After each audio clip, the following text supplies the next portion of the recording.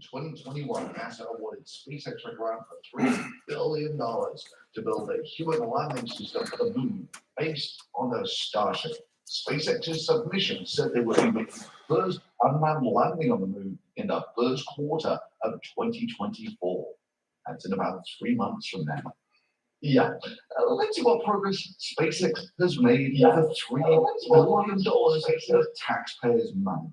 Wow, 30 odd engines burning. That's the first time SpaceX has had that on a rocket in flight. So now we just need another 10 or 20 flights like that, and boom, SpaceX can achieve its mission of getting back to the moon in the next 3 months. Look, the rocket's made it to staging, which looked very impressive. Not all they got to do is get it back without blowing up like the last one, but never mind. Hopefully we don't lose it. Hopefully we don't lose any boosters, because that's a lot of engines. Our initial booster flights will just have maybe 4 engines, not 28. 28 slaughter engines. Now, 100%, this wasn't flight termination system. This was 100% unplanned. Now, there is lag between the actual video footage and what the booster's telemetry is saying, so I've synced it back up here. And what you see is that when they initially try to relight the engines to boost back, about a third of them don't light back up. In fact, some of them have clearly failed already, and you can see propellant or something streaming out the left-hand side of the craft. Then there's a few very energetic failures of engines, which now means we're spewing out propellant on an oxidizer on the near side. Then there is a pogo filament, which creates a liquid hammer that smashes the common dome between the fuel and the oxidizer. And after that, you just need a single ignition and you have a colossal flying bomb. I should stress, rockets don't actually normally blow up. I don't mean that in a funny way. I mean, it's just that rockets are basically giant flying silos full of oxidizer and fuel. So what usually happens is the silo ruptures for an explosion like this. You actually need the fuel and the oxidizer to have mixed somewhere not in the engines. And that's actually quite rare, unless, of course, for SpaceX, when it's going to happen a few minutes later. Improve the hardware itself for the next flight.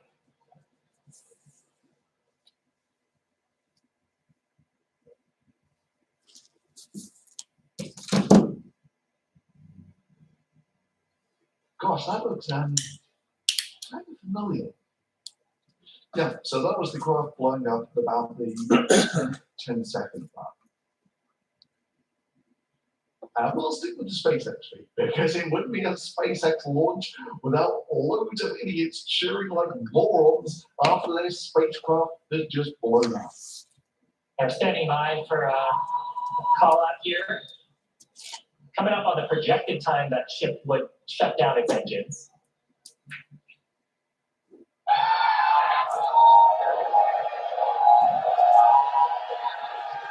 As you can tell by the excitement from the crowd here at Mission Control Center in Hawthorne, there's a great view of our Star Command Center. That's our control center at Starbase Texas.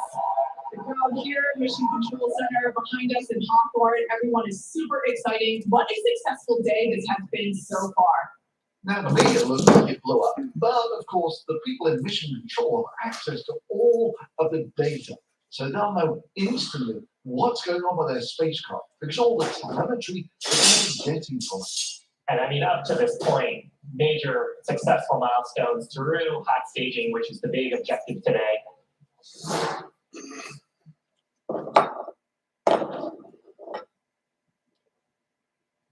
So we are going to head into the coast phase, planned for the next about hour and 5 minutes. We'll be returning around the T+1 hour and 15-minute mark.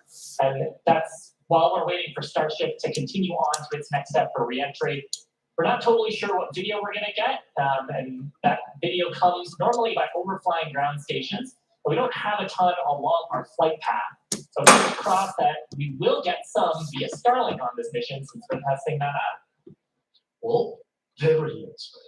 Starlink is essentially routers in low Earth orbit. practical upshot is it's only good within a few hundred miles of another. Oil is leaking. Now let's see how many uplink towers they're going to go within a few hundred miles of. I think I'd realize that when I know But there's we are experimenting with Starlink on both the booster Removing and the ship oil on this valve. mission, which will be communicating with our two satellites in orbit that's to okay. see if we I can get got that oil. data. Yeah, if they really wanted to do satellite communication, they would be better off with a geostationary satellite because Starlink is supremely qualified to do this sort of communication. Meanwhile, about 2 minutes after the spacecraft blew up, SpaceX is starting to ask questions like, why is my radar signal suddenly getting very broad and diffuse? And also give us a moment. We are hearing some chatter on the net, so we're gonna try to parse that for you.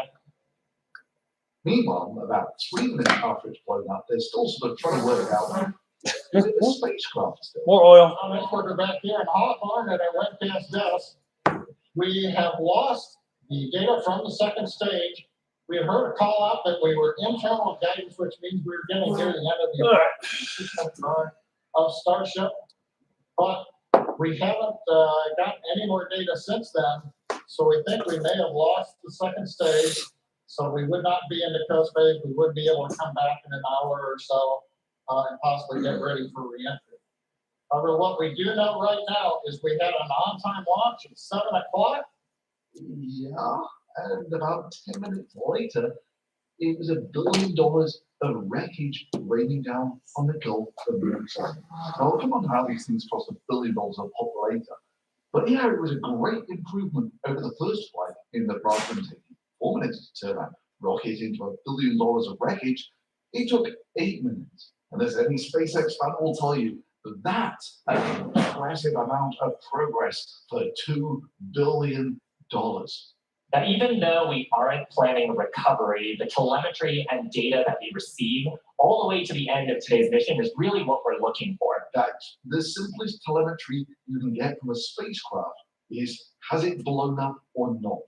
And it took you over 3 minutes to work out that it had actually blown up 3 minutes earlier. But hey, didn't Starship at least do better than expected? Well, Looking for thread sealer.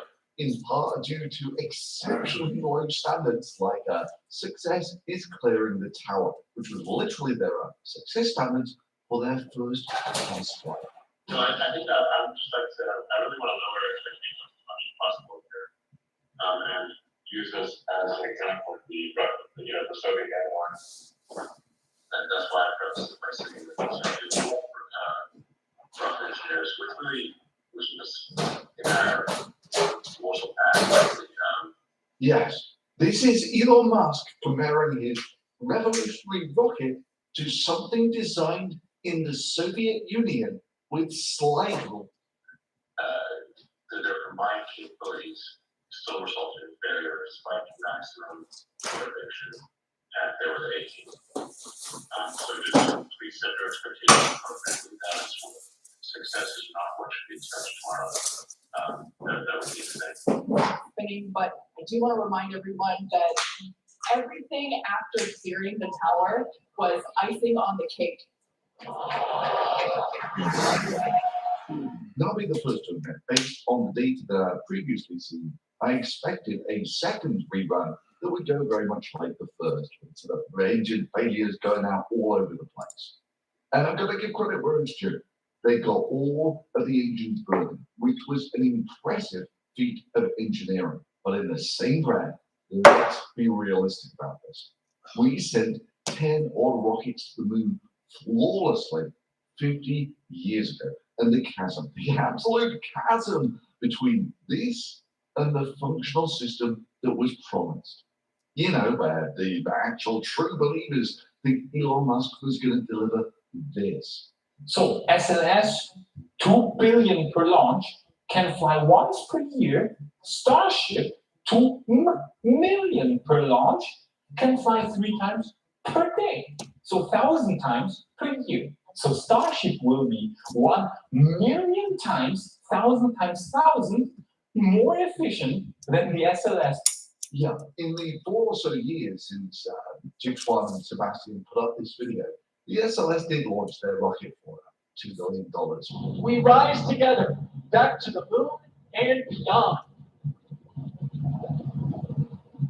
Did the transfer orbit, then actually went into some super elaborate orbit around the moon, where it actually looked back and gave some nice portraits of the moon and the Earth. Our engineers, our flight controllers, the chance to really learn about Orion systems in deep space, learn about flying a spacecraft farther than we've ever sent one intended for human. SpaceX also spent about $2 billion from Starship in 2023.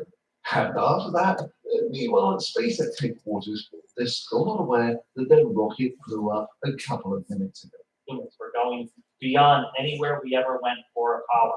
And so we're in that orbit, test out all of those systems. Eventually we'll do a maneuver to break out of that, do another flyby and come home. And after all that, they return the capsule safely to Earth, right on the money. Flight Dynamics reports that Orion is right on the money, coming right down the pike, a good view out of the cabin camera looking out of the upper hatch of Orion. That's how insane the difference between Starship and SLS is. It really is a factor of 1 freaky million. This was a fun comparison, but it's just insane when we remind ourselves again how much more efficient Starship actually is compared to the Senate launch system, or should I say, the Shelby launch system. But if you scroll the clock back to 2016, when Musk originally announced that Starship, it's got distinct Tesla semi-vibes to it, where the truck was originally going to detect if you're okay and pull over to the side of the road. Medical emergency, the truck will stay in lane and gradually come to a halt, confirm the emergency. If this is your response, we will actually call emergency services, make an ambulance.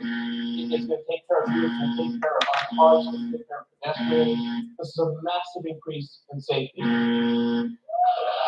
And that was revealed in 2017. So 5 years on, a barely functioning prototype is rolled out.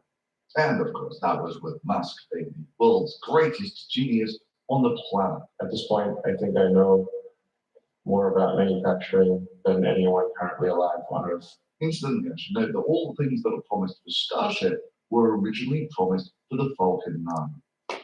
So is that the retreat cover the top stage or the whole thing or?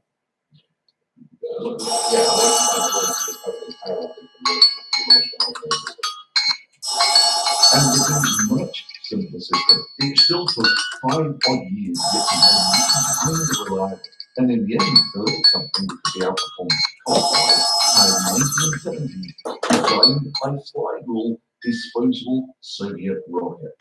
In 2001 to 2009, you could take a trip to the International Space Station on a Soyuz for about $25 million.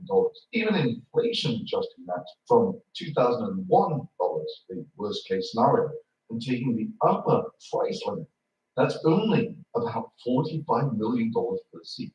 Musk has not only used reusable technology to increase that number to some $55 million, but charges NASA almost Checking reference photos. Yes. SpaceX And exploration has never explored beyond lower orbit. Look, rockets blowing up is the exception, not the norm. Blowing up rockets represents failure, not success. Having the entire company see it like idiots when they just failed makes you look like a hardcore Kool-Aid cult. Having one rocket blow up could be seen as misfortune. Having both rockets blow up, like losing both parents, starts to look a lot like carelessness. Having a rocket blow up and not even knowing that it happened, yeah. But if you want to confuse them as that, it's simple. Just ask them, what would failure actually look like? You know, because for them, the rocket blowing up is a great success. Because of all the great telemetry you're going to get from mission control, who still haven't worked out that their rocket blew up over a minute ago. Oddly enough, this is almost exactly what Musk said about the first mission, which spectacularly blew up. And maybe slightly exceeding my expectations, but roughly what I expected, which was, which is that we would get near the pad, with minimal damage to the pad. And I'm glad to report that the pad damage is actually quite small, and it looks like we were quite repaired quickly. And that we would also get significant in-flight data. That it was a great success from all the great things that they learned. Until someone actually asked them what they learned, and there was a long pause. What's your best guess as to what caused the initial engine issues? And then I guess it cascaded after that. So what do you think happened?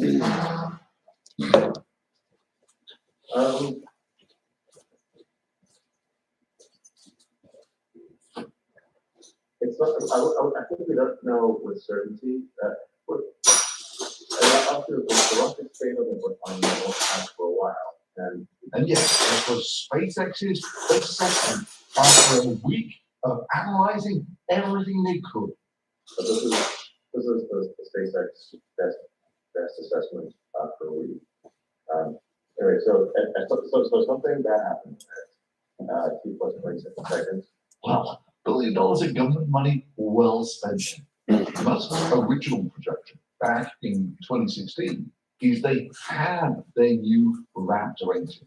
We fired it for 100 seconds. It could fire for much longer than 100 seconds. That's the size of the test tanks. And then the duration of the firing you've seen right now is 40 seconds, about 40 seconds, which is the length of the firing for landing on Mars. And all they had to do was like bolt a load of them together and they'd be landing on Mars, not once, but twice in 2022.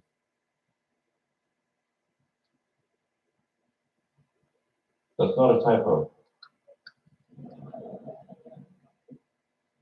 Yeah, Musk wasn't just going to land on Mars in 2022, last year, but he was going to confirm water resources and identify hazards and place power, mining, life support infrastructure for future flights. In the year after he was meant to be landing, not only do they not even have a rocket that can make orbit, but they have precisely zero infrastructure for doing all this stuff either. Like, it's not even close. I mean, optimistically, he's achieved 100% of this goal in almost a decade. You know, another 1,000 years like this, and Musk might actually achieve his 2022 goal. We will start construction, the first ship, around the second quarter of next year, so in about 6 to 9 months, we should start building the first ship. But that's our goal, is to try to make the 2022 Mars rendezvous. So in 2024, we want to try to fly 4 ships, 2 of which would be crewed, and 2 cargo and 2 crew. The goal of these initial missions is to find the best source of water. That's for the first mission. And then the second mission, the goal is to build the propellant plant. This is comically delusional. Like, comically delusional. Look, the partial pressure of carbon dioxide here on Earth is about the same as it is on Mars. And here on Earth, Musk doesn't make methane from carbon dioxide in the atmosphere because it would be ludicrously too expensive. Instead, they dig it out of the ground like everyone else who mines fossil fuel. But now he doesn't want to make a methane making plant on Earth, but on Mars. And assuming the crew has no requirements, they don't eat any food, they don't breathe any oxygen or anything like that, he is at best transporting 600 tons to Mars. So it's easy. All Musk has to do is demonstrate that he can make a fuel-making plant here on Earth that weighs less than 600 tons. You know, such that they can chop it up, put it into the rocket, and ship it to Mars. Yeah, that's just plain delusional. I absolutely guarantee you, no one is killing this vaporware first. Or Yeah, Brandon, I'm a YouTuber. Although Musk proposed it. I'm working, so I can't always see the chat, and it's far away. So we should, with 6 I'm ships, bored. I haven't live streamed in like, have plenty I don't of know, 5 years, land 10 years, something, to whatever. construct the propellant depot. Just because I can. A large array of solar panels, very large array. And then everything that's through to mine. Kinda hoping. Find water, and then draw the CO2 out of the atmosphere. I had to and replace store, a valve, uh, this valve. deep fires, CH4 and O2. which takes quite a bit to Elon Musk here by change saying out. So zero progress towards getting towards Mars. That also seems to be the very, very slow conclusion on Elon Musk. In that in 2016, he was predicting that in about 8 years, they would be landing people on Mars. And about 5 years later, he was asked the exact same question. When do you think SpaceX will land a human being on Mars? And the timer is running.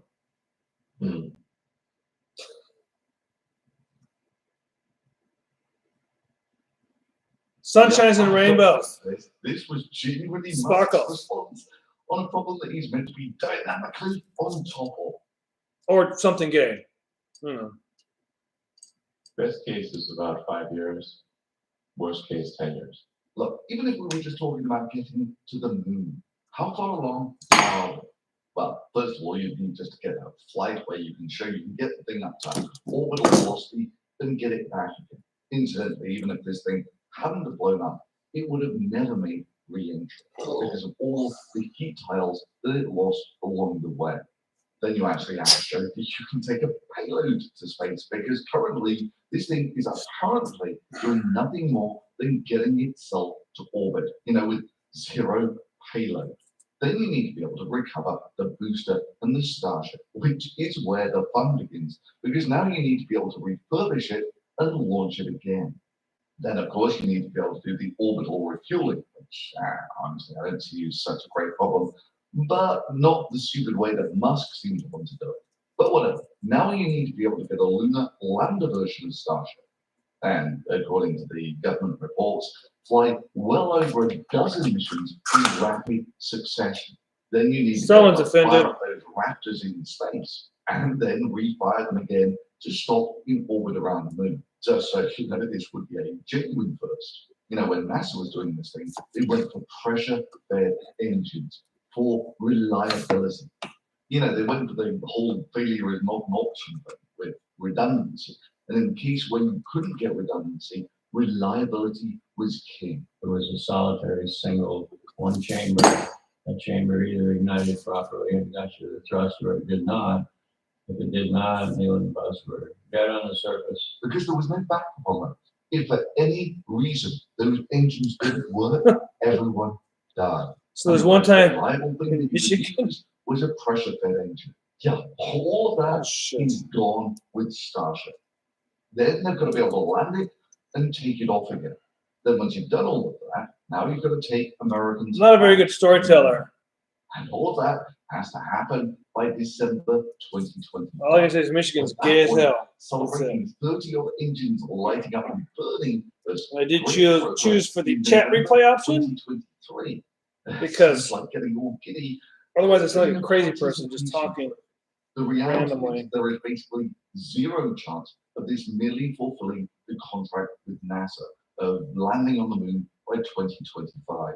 And I should stress, this was months after the first Artemis mission. An airplane in 1970, went around the moon, but it returned the capsule safely to 47 Beechcraft Bonanza. that Starship Gear up landing on grass. ready I got a for the good deal on Artemis it. mission. Don't buy an airplane, they're stupid expensive. Currently I'm the only owner of it. And this is off, so I'm trying to fit I think we'll this bypass pipe, and well, it's not on the line up. Damn it! I think no. And this is short enough; it's hard to manipulate. So But then we will not. let me do the typical YouTuber thing, Gosh. or newbie thing. Let me watch myself. Let me stare at myself You might realize the difference rather than look at the camera. So Musk was very confident of. It was Okay. typically about 10 times over optimistic. Well, okay, fine. It's just an over optimistic deadline. Doesn't I think that I mean cheated it's though, just because I can late? rather rotate this than out of the way, never? maybe. Well, Let's see. no.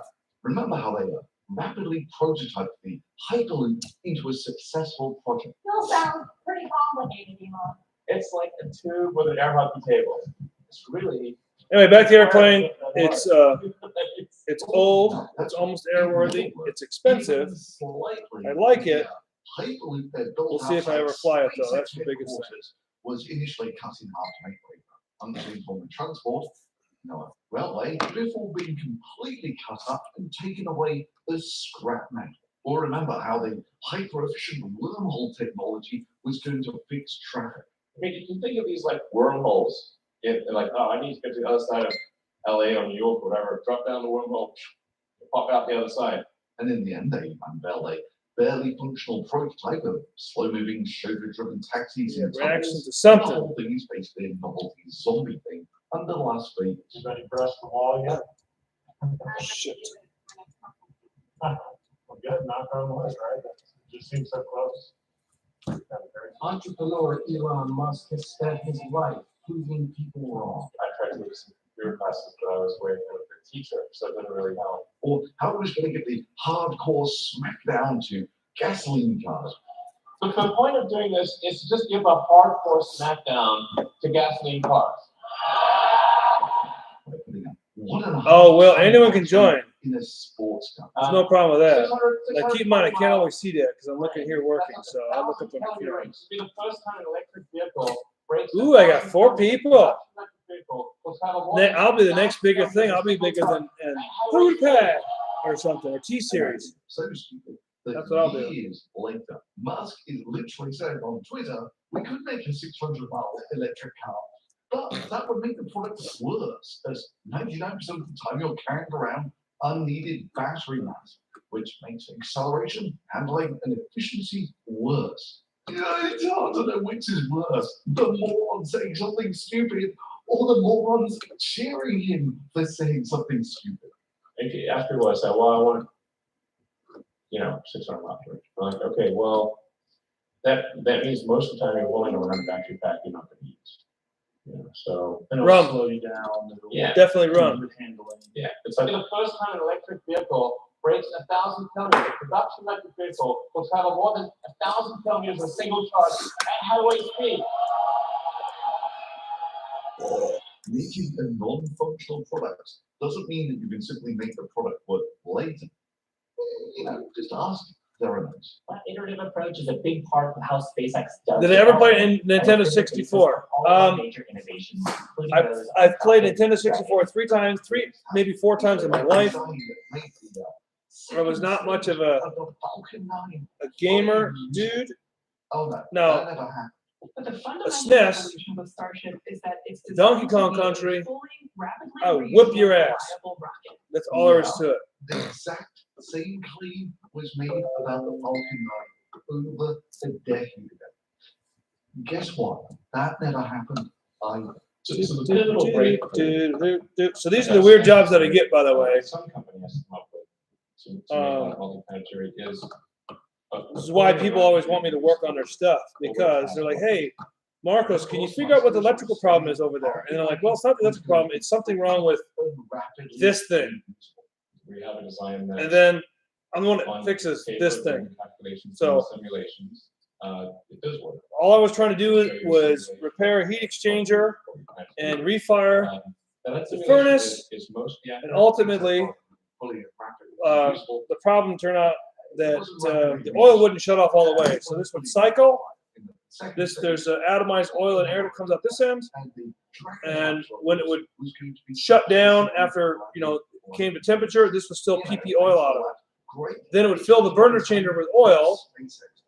Next time it tried to cycle and reignite, it would then cause the whole burner chamber to go up, and the electric eye, the thing that keeps it, that knows that the flame sensor can't pick up that it actually is burning. So causes all sorts of havoc. And then do probably another drive. But it is what it is. In fact, we want to establish always flight leaving, like this train leaving the station. And they did kind of deliver a study in 2018.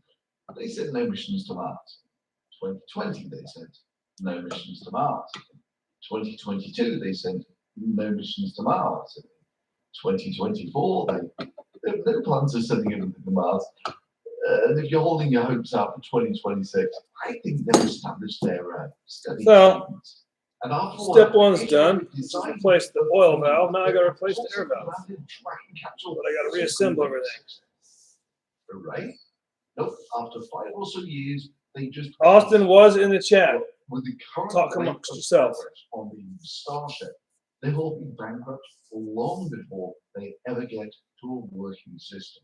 So you're in shadow, you're just streaming, not paying attention. Who knows? The amount of money going out exceeds the amount of money coming in, then sooner or later we'll die. You know, Musk says they're blowing about $2 billion a year on the Starship program. And the Not on this machine. This is the shop computer that just the little roll around shop computer. here before you start flying. Like the one that's the computer itself is designed for digital signboard. It's not even designed to do what I'm doing with it. But apparently, Yeah, a couple billion seeing my dollars. preview, I got a computer across the way over here. Two rockets. It's doing pretty good. They're about $1 billion. And you know what? Look, They're basically the same. That's cost not as the sexual, is it? Artemis mission. Except, of course, the Artemis missions were not being just getting into orbit, but going around the moon. And all of these rockets that Musk has blow up aren't earning the company any money. Musk, of course, said after the first rocket blew up that the company was in a really good financial position and didn't need to raise cash. And there's I mean, if I had two, I could do two hands at once. Put the rag here, you know, for kinda- other reasons, and SpaceX one rag and another. isolated from that. But do you see any kind of difference nowadays? Is SpaceX kind of thinking about fundraising differently, and does that affect how the pressure on the Starship program at all? We do not anticipate needing to raise money.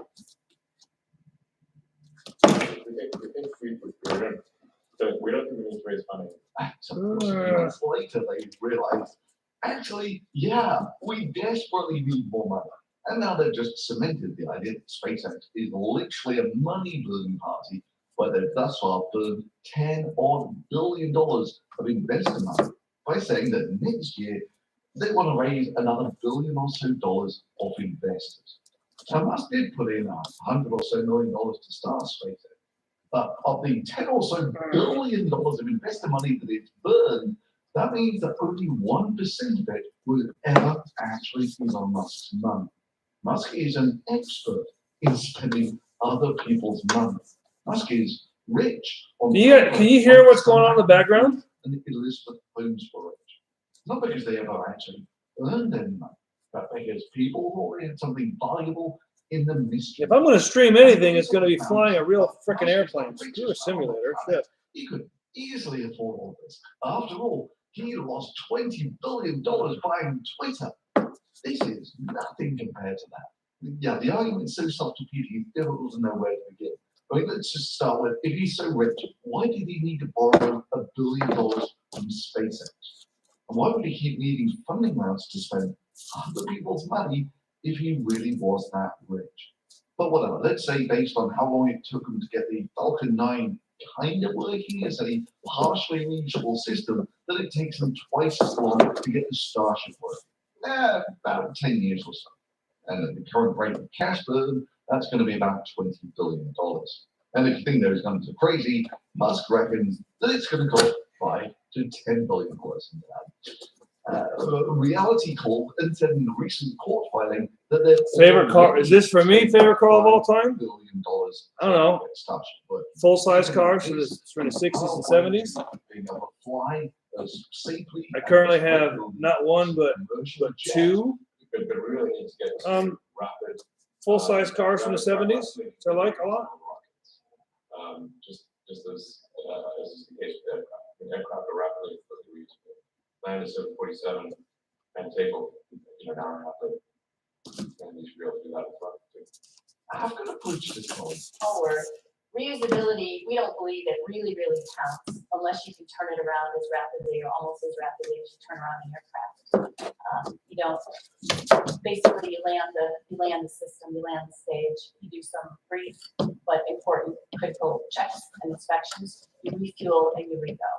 So our challenge right now is to refly a rocket within 24 hours. So that's when we'll really feel like we got the reusability piece right. And of course, Vaporware Man was out there promising that they would have a relaunch within 24 hours using the same booster, no later than next year.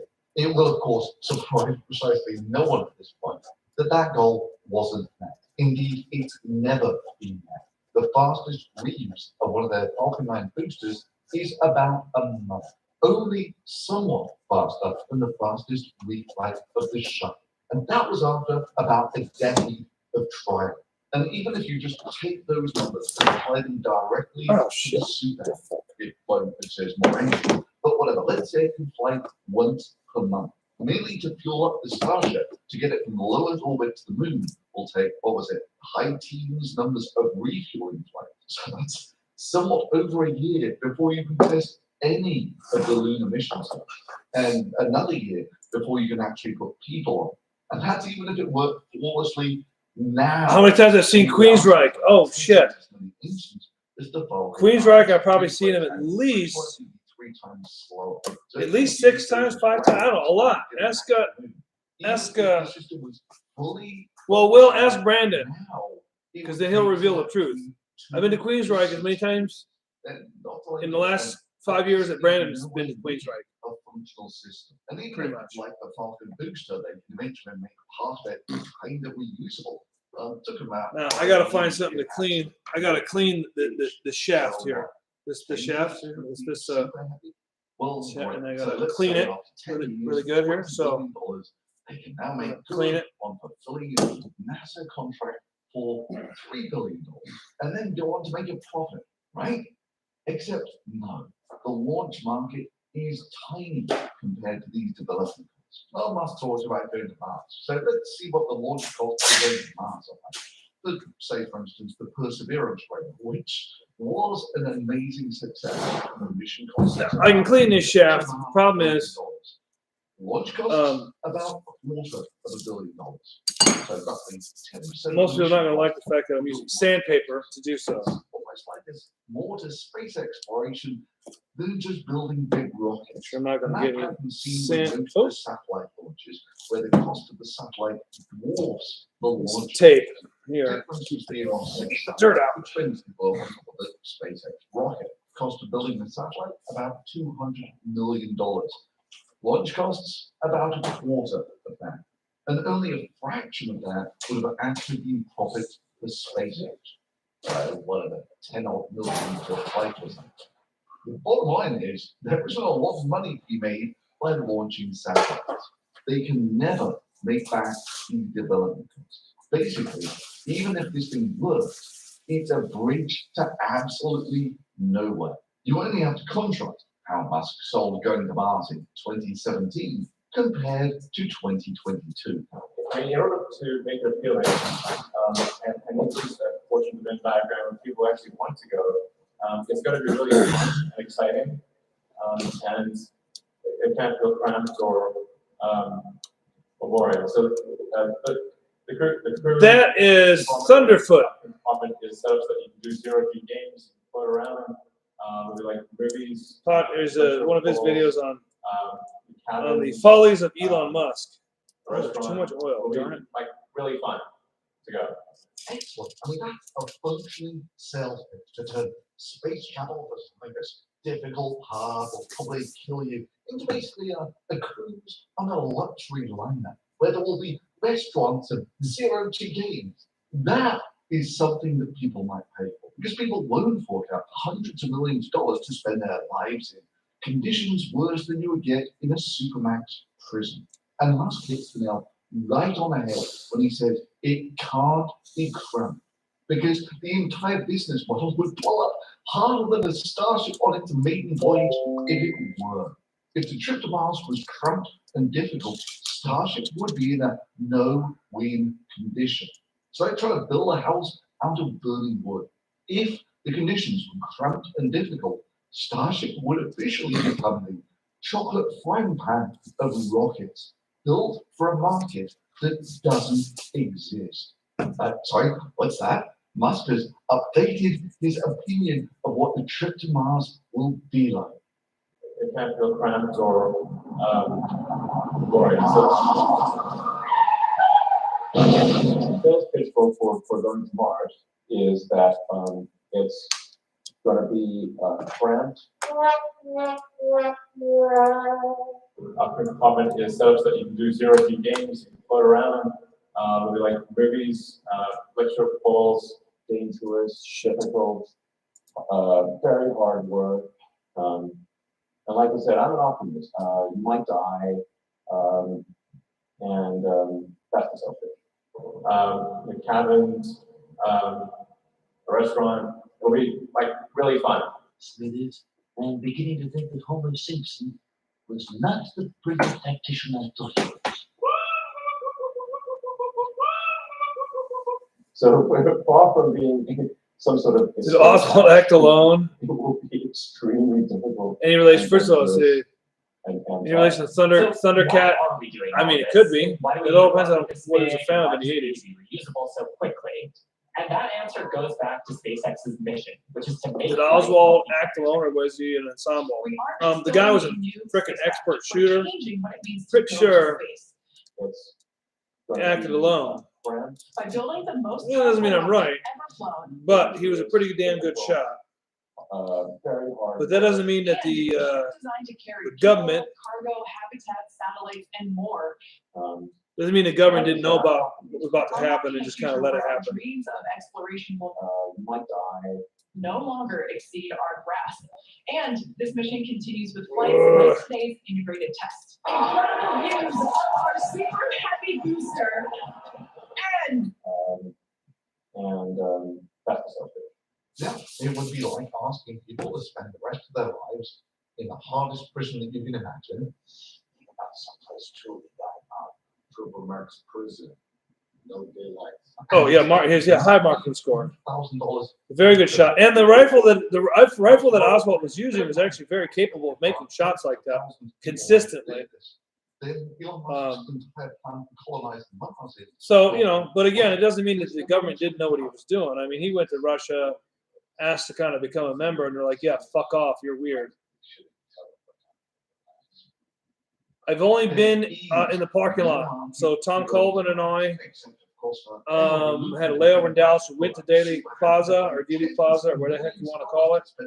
We just didn't quite have enough time to go due to layover times and all that stuff. Psychologically, it's far worse than Supermax prison because at least then you have a chance of being released and going out and enjoying the grass under your toes and the wind in your hair. Once you go to Mars, you will never go outside again.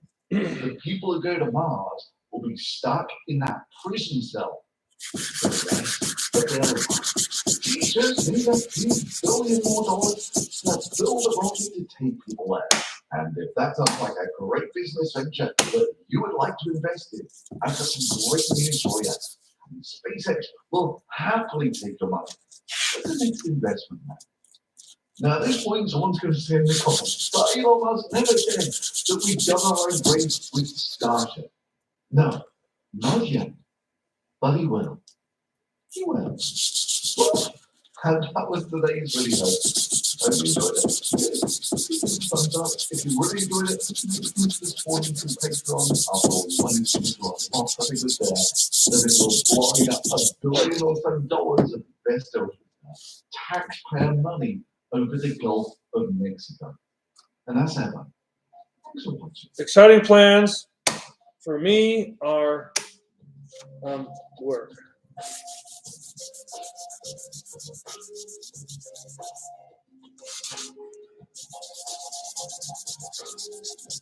Not really sure what's going on. I was invited to like a cookout thing tomorrow at 5. And then reasons, stuff, things, not sure.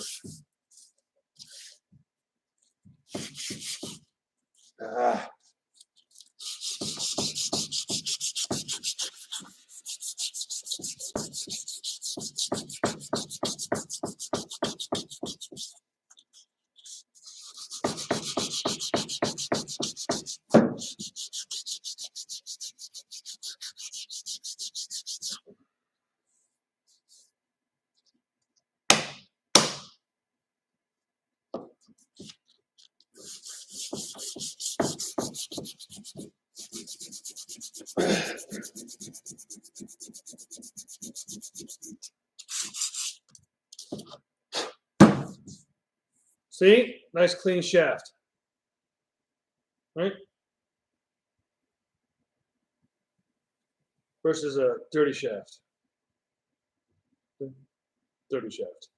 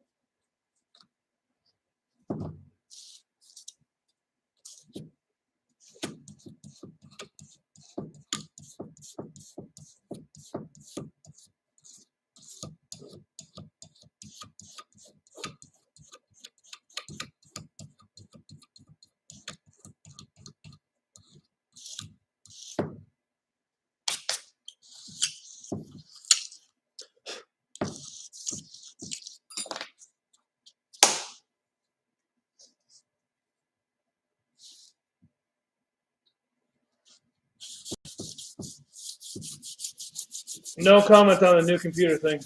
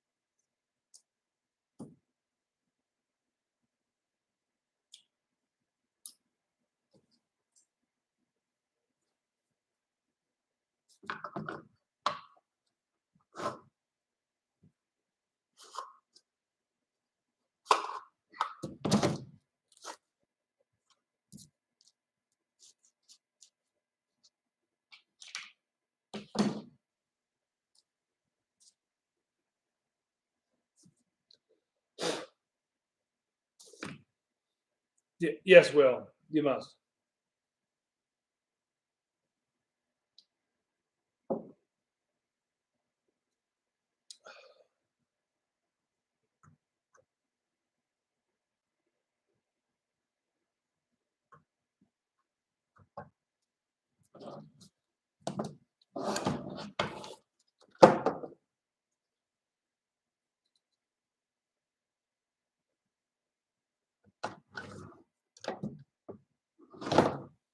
Ooh.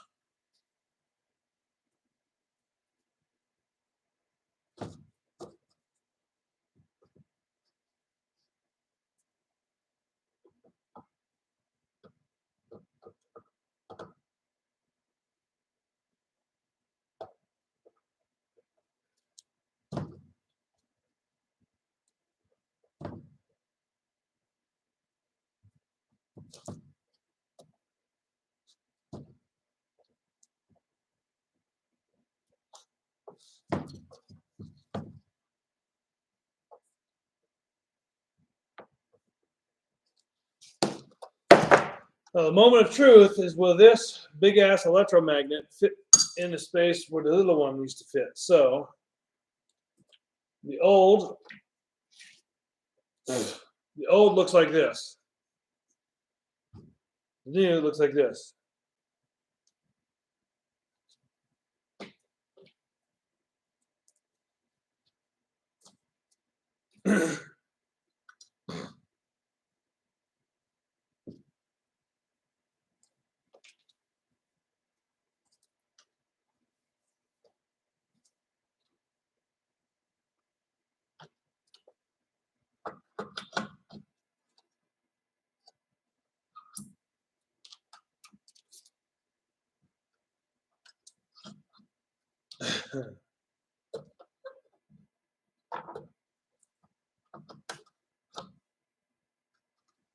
The answer is it's going to kind of fit. Oh, yes. It will fit if I put it on the right direction.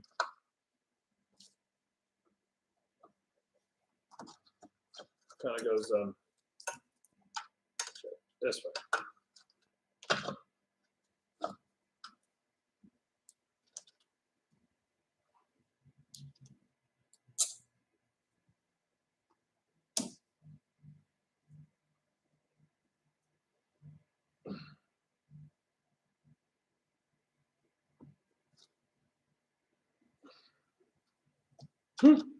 That is going to work. Fantastic. Now I got 800 different wires to connect here. All through here. I have to refer to my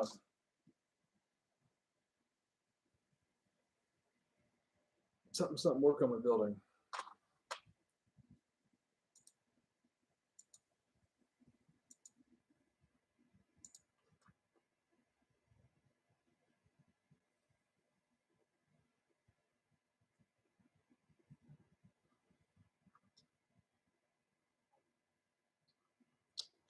Worst new work I've done to my building recently.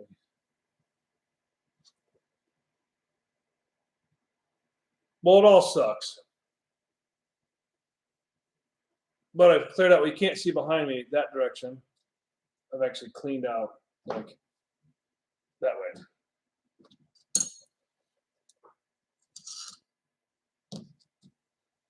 So I must have said something about new work. Hell, I don't know. It's a fucking ground. Who needs a ground? Fuck that ground. But because I'm OCD and I don't like to do shit half-assed, I'm going to tin the wire ends here with solder, or I'm sorry, solder, depending who you're talking to. Whoop. Because I don't want to do shit half-assed.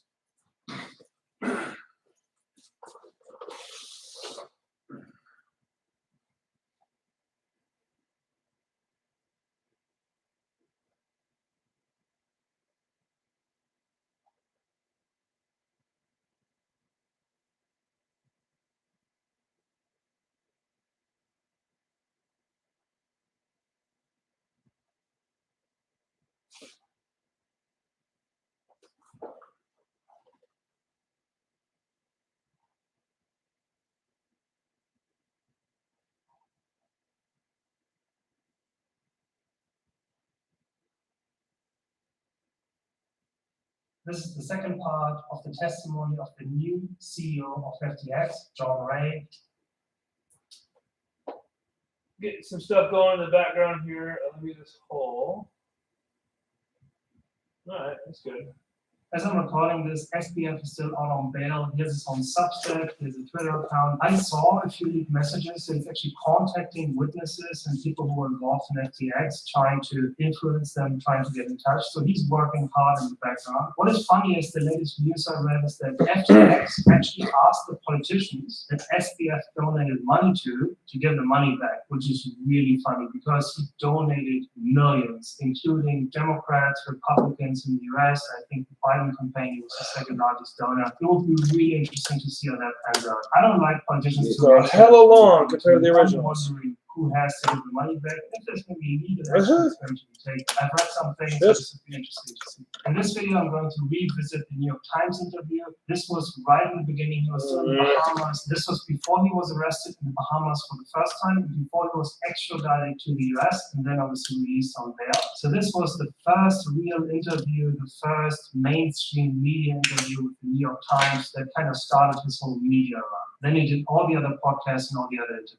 I've actually been thinking about what he was thinking, why he thought that this wouldn't go wrong, or maybe even now he thinks this didn't go bad, but I actually doubt that. I actually think he does think it went really well. But I think in his mind, he kind of thought that connections will always save you. If he pays it forward, literally, if he pays off all these politicians, all of these partnerships and celebrities, and also the media companies, if he has all of these connections, they will save him in some way, and they still might. He's still working in the background. They still might save him to some degree. So I think this was his first thought, connections will save you. Then I think he probably also thought that all of his political donations is going to give him influence, so that these people actually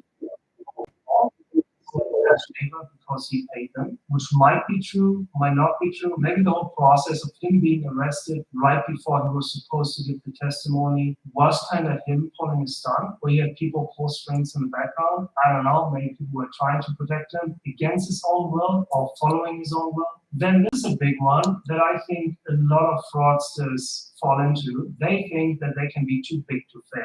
If this company has raised, let's say, Theranos, Elizabeth, I'm trying to share this. I realize that I only shared to like 4 people, and those 4 people are here. So I thought maybe I'll just like put it on like Look at Broadcom or Enron, some really old Facebook or cases of something. Maybe I should put it on bankruptcies. Twitter This with is my the like big 1 thing. follower. If things are moving and you have a But lot of I money, keep and a getting lot Wheel of of Death for interest, some and reason. you're operating at a very high Just level, cover at that. some point you think, I'm too big to be touched. Same as China and Alibaba CEO Jack Ma. He was critical of the Chinese government.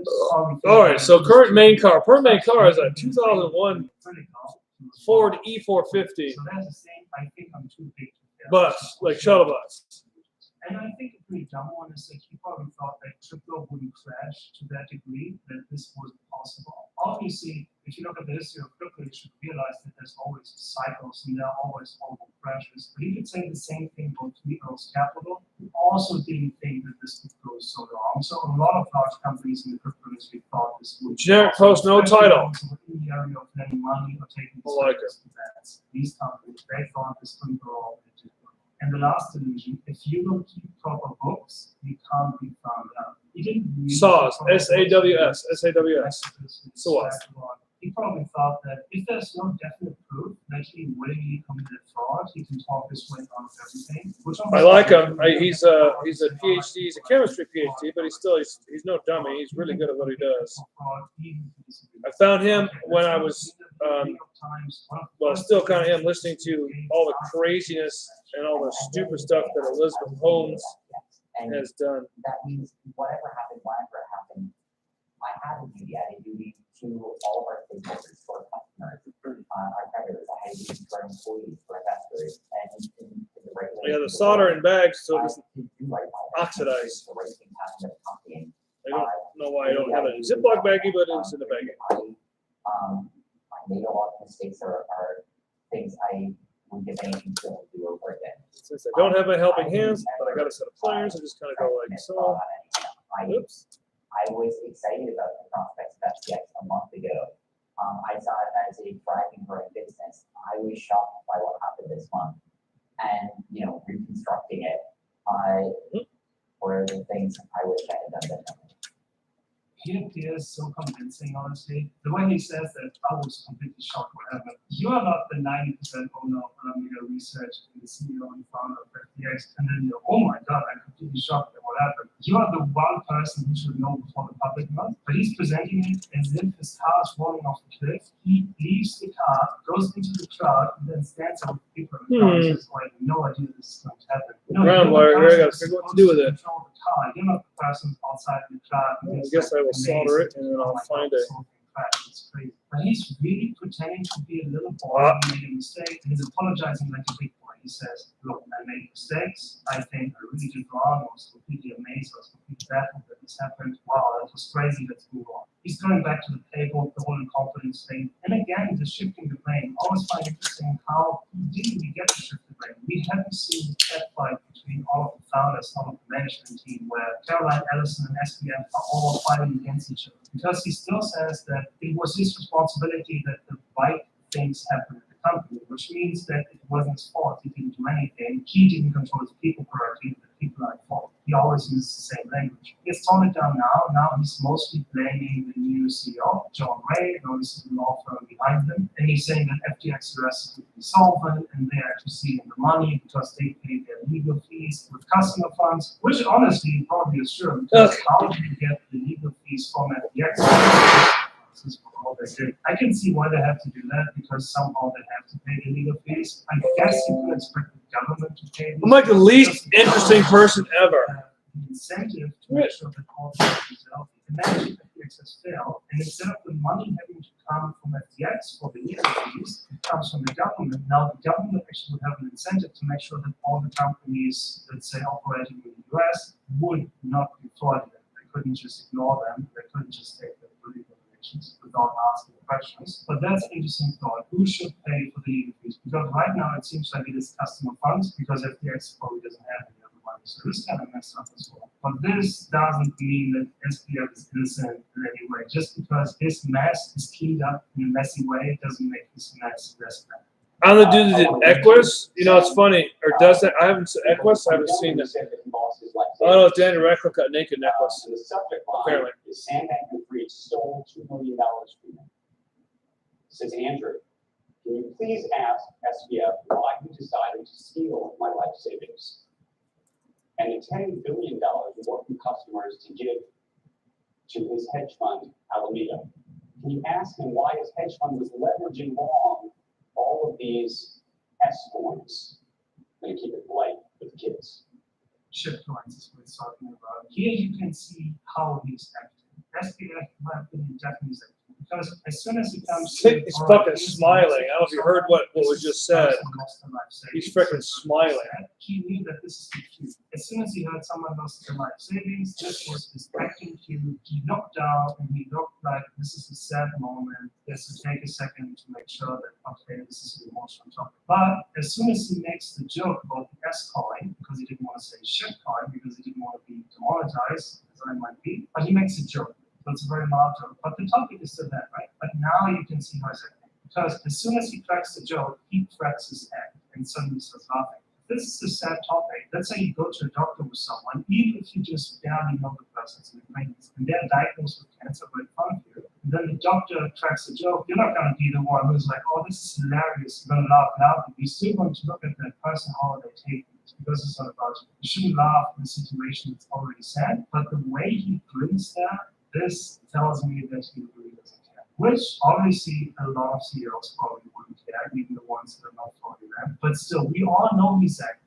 In the DMs that were leaked, he blatantly says that he's acting when he talks altruism and so on. He's still acting, so he's still doing the same thing. We shouldn't be surprised, and we definitely shouldn't say, Yeah. he's actually a good guy. Maybe he actually feels remorse. He looked very remorseful. No. I don't. Oh, hey, private message me when you're gonna come over, come down for the weekend. Cause I gotta make sure the house is like in good order. Cause it's not in good order right now.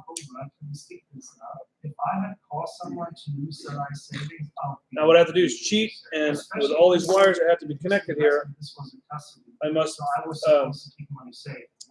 at my reference photos. That's also my savings in Wirecard, which was a German fraud, and they have completely undiversified pension plan, which is I put all of my money into this one company and it turns out to be a fraud. This is done. Do you know this was a risk? Oh, perfect. Perfect. I just got your message. But someone had to have custody over the money. They misused that and betrayed their user base. This is a different thing. I wouldn't know. This is 100%. You should feel responsible. And this thing tells me he doesn't feel responsible. It'll be fun because I got to do the. Thinks what happened was fraud. Now the smile disappears. Do the passport renewal thing. I'm kind of glad I realized it because I'd have been screwed if I had not realized my passport was expiring. In my mind, my Spanish passport expired in. I figured that was like June, July or something. No, it's freaking March. So, and I plan on going in March. And yeah, so not a good thing at all. Position, a borrow, and you know what the exchanges for was the bottom from all of those positions. Alameda Research was one of those that. Brandon, I'm going to text you a photo, a couple photos, but they're actually reference photos for me, so I can bring them up on my iPad. So this is all about the pool mingling of funds. This was before the term pool mingling of the funds was really based on him, because at that point he always used the excuse that all the people that put the assets in there, they were actually asking for it because they put all of the assets in this very risky margin account, so it's not our fault that it went away. So this was his first excuse that all of these assets were in these very risky accounts and they were asking for it because they should have known the risk. But of course this wasn't true because most of the users of FTX didn't opt into this margin accounts and we know the story. And as we know now, the big secret obviously was that Alameda Research had an infinite ability to borrow money from FTX, and it's zero collateral. So it doesn't matter at all what the users signed up for, or what the users wanted to do, because Alameda Research could just pocket all of the money. There was no restriction. This is the fraud. They just took all the money, no collateral, no problem. There were no rules stopping them or protecting the users. Both didn't exist. There is the borrow lending facility where users were lending billions of dollars of assets to each other, collateralized by assets on the exchange. You had, and you got obviously futures contracts where there are leveraged positions on. Now, of course, all of this, it's meant to be the case that these are positions where. Excuse me a moment. Could it needed to, margin call those positions and close them down in time such that it would cover all of those, all those shorts, all those liabilities. Obviously, that wasn't the case here, and that's a massive failure of oversight of risk management and of fusion of responsibility for myself running FTX. It's a funny that he says it's an oversight failure, because what I was curious, is there any other entity or individual on this platform with a margin account that was able to do that? I would for sure say the answer is no. I haven't heard anyone asking that question if there was any other exception outside of Alameda Research for the margin account. Because the whole point of the margin account is you give me money, I give you collateral, so that you know if I can't pay you back, then you have my collateral and you can just sell that collateral and get money. So you lend me money, but you're never going to face any risk because your collateral, Alameda Research have a collateral, they just stole all the money. To say it's an oversight failure once again says that this is not my fault, I just should have paid attention. This sounds like something that is decided at the beginning. It's not like, oh, we have a margin account, let's just see how it goes and then we monitor it and something like that.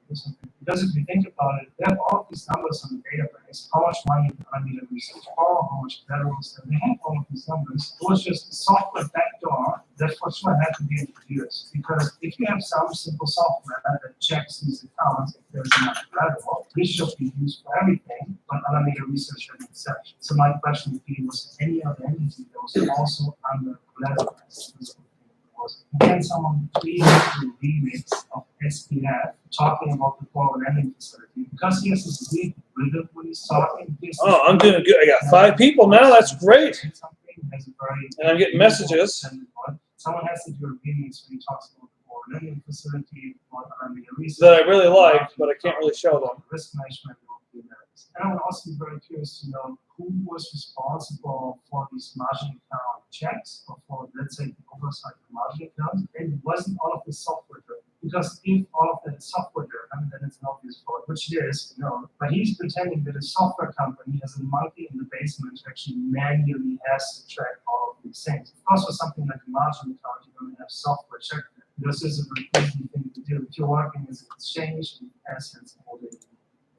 What it seems like happened is in the middle of the year. Okay, so what I have to do is get my reference photos out here. And it's a company that had, margin positions open with them, and that it moved a bunch of that over to FTX this year when they shut down.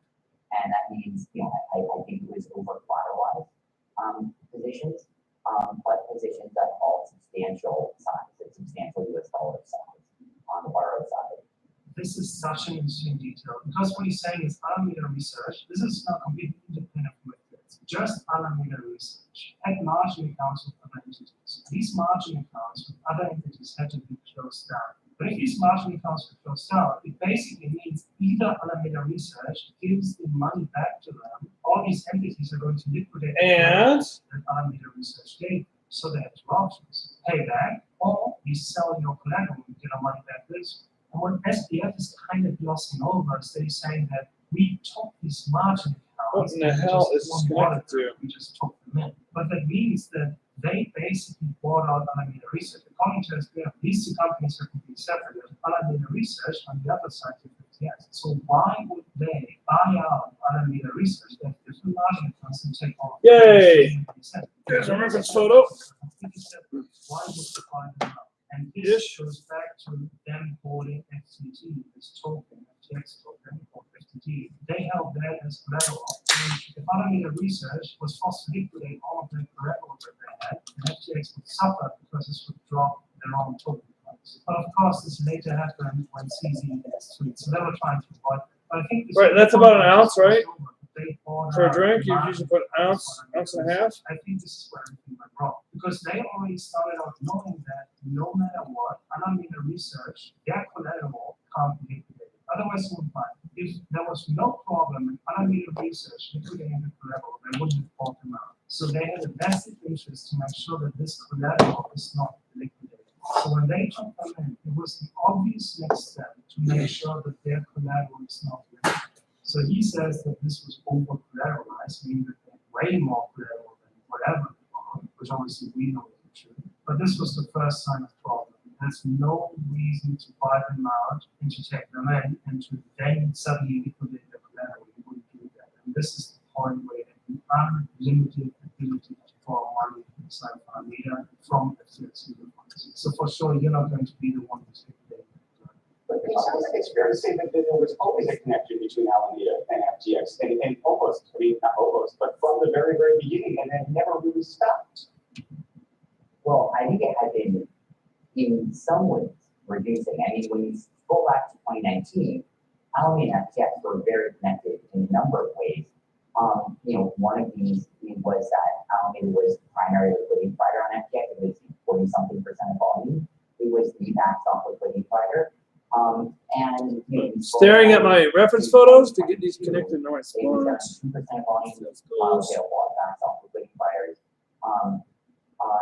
But it still had a big market position on it. And yeah, he says it became less in some ways. It's actually a useless Right, yeah. question. In front of Being so vague that you say that, oh, it was a lot in the beginning and it became less in some ways. But this is not about the market making. This is not about Alameda research, having a lot of different assets, going to FTX, and making sure that people can trade it off, making sure that if people want Bitcoin, they get Bitcoin from Alameda. If they want US dollar, they get US dollar from Alameda. So this is not about the market making part. This is about the borrowing part. Because here's the thing. Alameda research had different margin accounts, and they were all closed down. So FTX bought them out. FTX took their margin accounts. So they said, okay, you now have a margin account with us. So what you can't see is I have many wires here that are And here's the insane white with an orange stripe, right? Except they all are white with an orange stripe. After this was clear, Alameda research kept borrowing money. This is the insane bit. Because let's say you have a very risky scenario. You, as a third-party entity, which is FTX, is worried that if Alameda research sells their collateral and liquidates their collateral, they're going to suffer. So now you're in this weird bind where you don't want them to sell the collateral, but now they have the margin account with you. Now you're in a double bind. Because A, you don't want them to sell their collateral. B, they have a margin account, and if whatever they're borrowing is worth more than what they give you as collateral, then you should liquidate that, but you can't. So this is a double bind. But then it's the same part where they keep borrowing money. As FTX would say, okay, this is bad enough, we can't have you liquidate this, and you're already under-collateralized as a borrower, but we definitely can't give you more money. This is the one thing we can't, but they still allow them to borrow money. This is the same. I can't see how it doesn't do this. This is just so tough. But doesn't that just suggest that you were just hoping, perhaps hoping against hope, that this would all work out and that nobody therefore would realize what this commingling was all about? still, it's not how I viewed it. And this is such a great introduction to giving an answer. Let me just say, this is not how I viewed it. We think we committed fraud. Actually, I see this differently. Actually, it doesn't matter what we said afterwards. It's just kind of talk about, well, there's a borrow lending facility, there's a margin account. It's funny how his tune has changed. He really goes heavy on saying that, hey, FTX is solvent, they're stealing the money. I actually wonder that he thinks that he is political influence. But if FTX succeeds in getting money back from politicians, and if politicians hate one thing, then it's to look back because they need to be re-elected. Politicians don't care about the people. They care about the elections and the power they hold. Politicians will generally overreact because they want to make sure that they don't look back. Looking back is the worst. Ever been to Belmont Beverage? Like, I don't know, Tuesday? I don't know how to do it. It's going to be worse. Because now he didn't help the politicians. He actually gave Not as moderator. So this will be very interesting to see play out. How whatever support he now has is going to crumble down if this actually goes through. So it's very interesting. I'm going to split it up 2 parts here in the next week.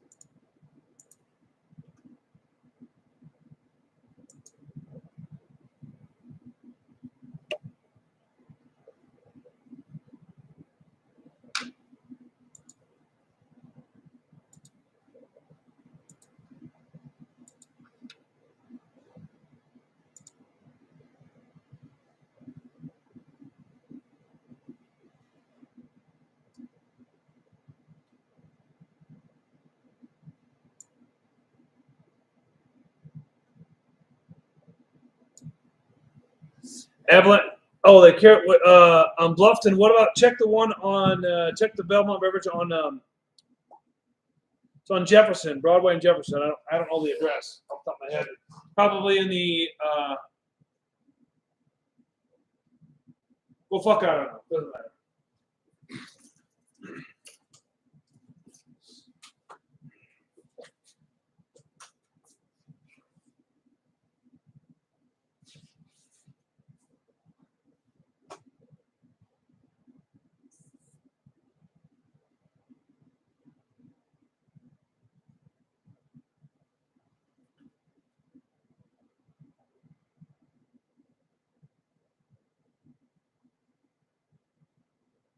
FTX was the second largest cryptocurrency exchange. It recently went bankrupt. I made 3 videos about this. If you haven't seen them, check them out. I'm going through the whole story. It is a very short summary of what actually happened. So, second largest cryptocurrency exchange. There's a big call for moderators. Very big investors like Tiger, SoftBank, and Sequoia. They reached a peak valuation of $32 billion, and they completely crashed in what the CEO claimed to be the run on the bank or the liquidity crunch. And there's the one next to Buffalo Arby's. People go to the exchange in order to trade, right? I want to buy a cryptocurrency, I want to sell a cryptocurrency, so there's a lot of cash moving, right? So the problem is similar to banks. All of the users at the same time are trying to withdraw their funds. The bank might have an issue, and they said the same thing. Hey, we had a problem because suddenly there was a run on the bank. This is the whole story. Of course, what came out later on was there was horrible governance. There were a lot of actions that very likely are very legal, so I wouldn't be surprised if there's legal action that's going to be taken there. But this is the very short version. The CEO is the main character of the story. He was the darling of the media, right? Everybody said, oh, he's so awesome. He's like this very altruistic person. Effective altruism was what he was talking about. He wanted to be good for the world. He was spending so much money on politicians and stuff like that. He was lobbying, but he was also spending a lot of money just on brand building, right? All of these ads and so on. So what happened? Obviously, a 32 billion peak valuation went to zero, and then the net worth, the personal net worth of SBF, Sam Bankman-Fried, who was the CEO and founder, his net worth went from $26 billion to zero. Of course, he's not broke. Cryptocurrencies are very famous for being able to anonymously move deposit funds. So basically, for him to be broke, there's no way for sure that's money. So this video what I'm going to look at, I'm going to look at a little bit of the aftermath, because there were a lot of articles, obviously, and rightfully analyzing the case and really looking at the blame for SBF. SBF is looking at the blame against SBF because he really was responsible, and there's probably a lot of revelations that are going to come out later and what he actually did, what we don't even know yet. But there are also a lot of narratives going on that are just very positive, which is odd, because everybody who has watched my videos is commenting, yeah, he's a fraud, he's a scam. But the people know, right? The people know that he did something that was very likely illegal, that was not right. He probably misrepresented a lot of things, especially his attitudes of doing the right by the user. So the people know. And most media companies would say no. But there are some of the big ones that are completely going against the narrative that everybody knows and are trying to puff it up, right? So let's look at 2 things. Number one is the New York Times puff piece, which is the article that came out, which was the first interview after the scandal, where SBF was basically just being quiet, right? He was tweeting all the time, and as soon as the bankruptcy came, he shut up, right? Didn't say anything. So the New York Times was the first interview he did, but this was just a phone interview or whatever. So unfortunately, there's a video footage. But just looking at that piece, you can see some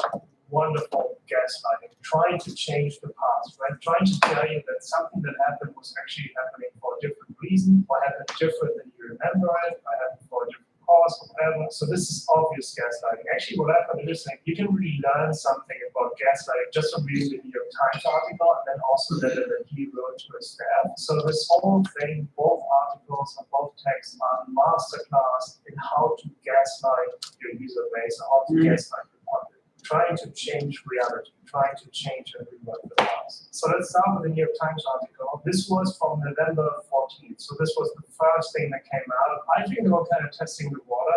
I think they had a very strong financial incentive to write a good piece about him and not say fraud or scam. So they were in one way or another in this topic, either by him directly or other people in the bank, right? This is how it looks. So I think they were testing the water. They were trying to be a little bit balanced by also saying that, hey, there's an investigation and people are looking at fraud and so on, but they weren't calling him out at all. They were still trying to basically wash his reputation. They were trying to change the narrative from he was responsible, it was his fault, he has defrauded the users, right? So he tried his best, he did whatever he could. It's actually not his fault because this could have happened to anyone, right? We're trying to do that. So let's look at a few points. Mr. Bankman-Fried said in an interview that he had expanded. I didn't catch any kind of Canadian reference, but I'm also in the zone. Wiring.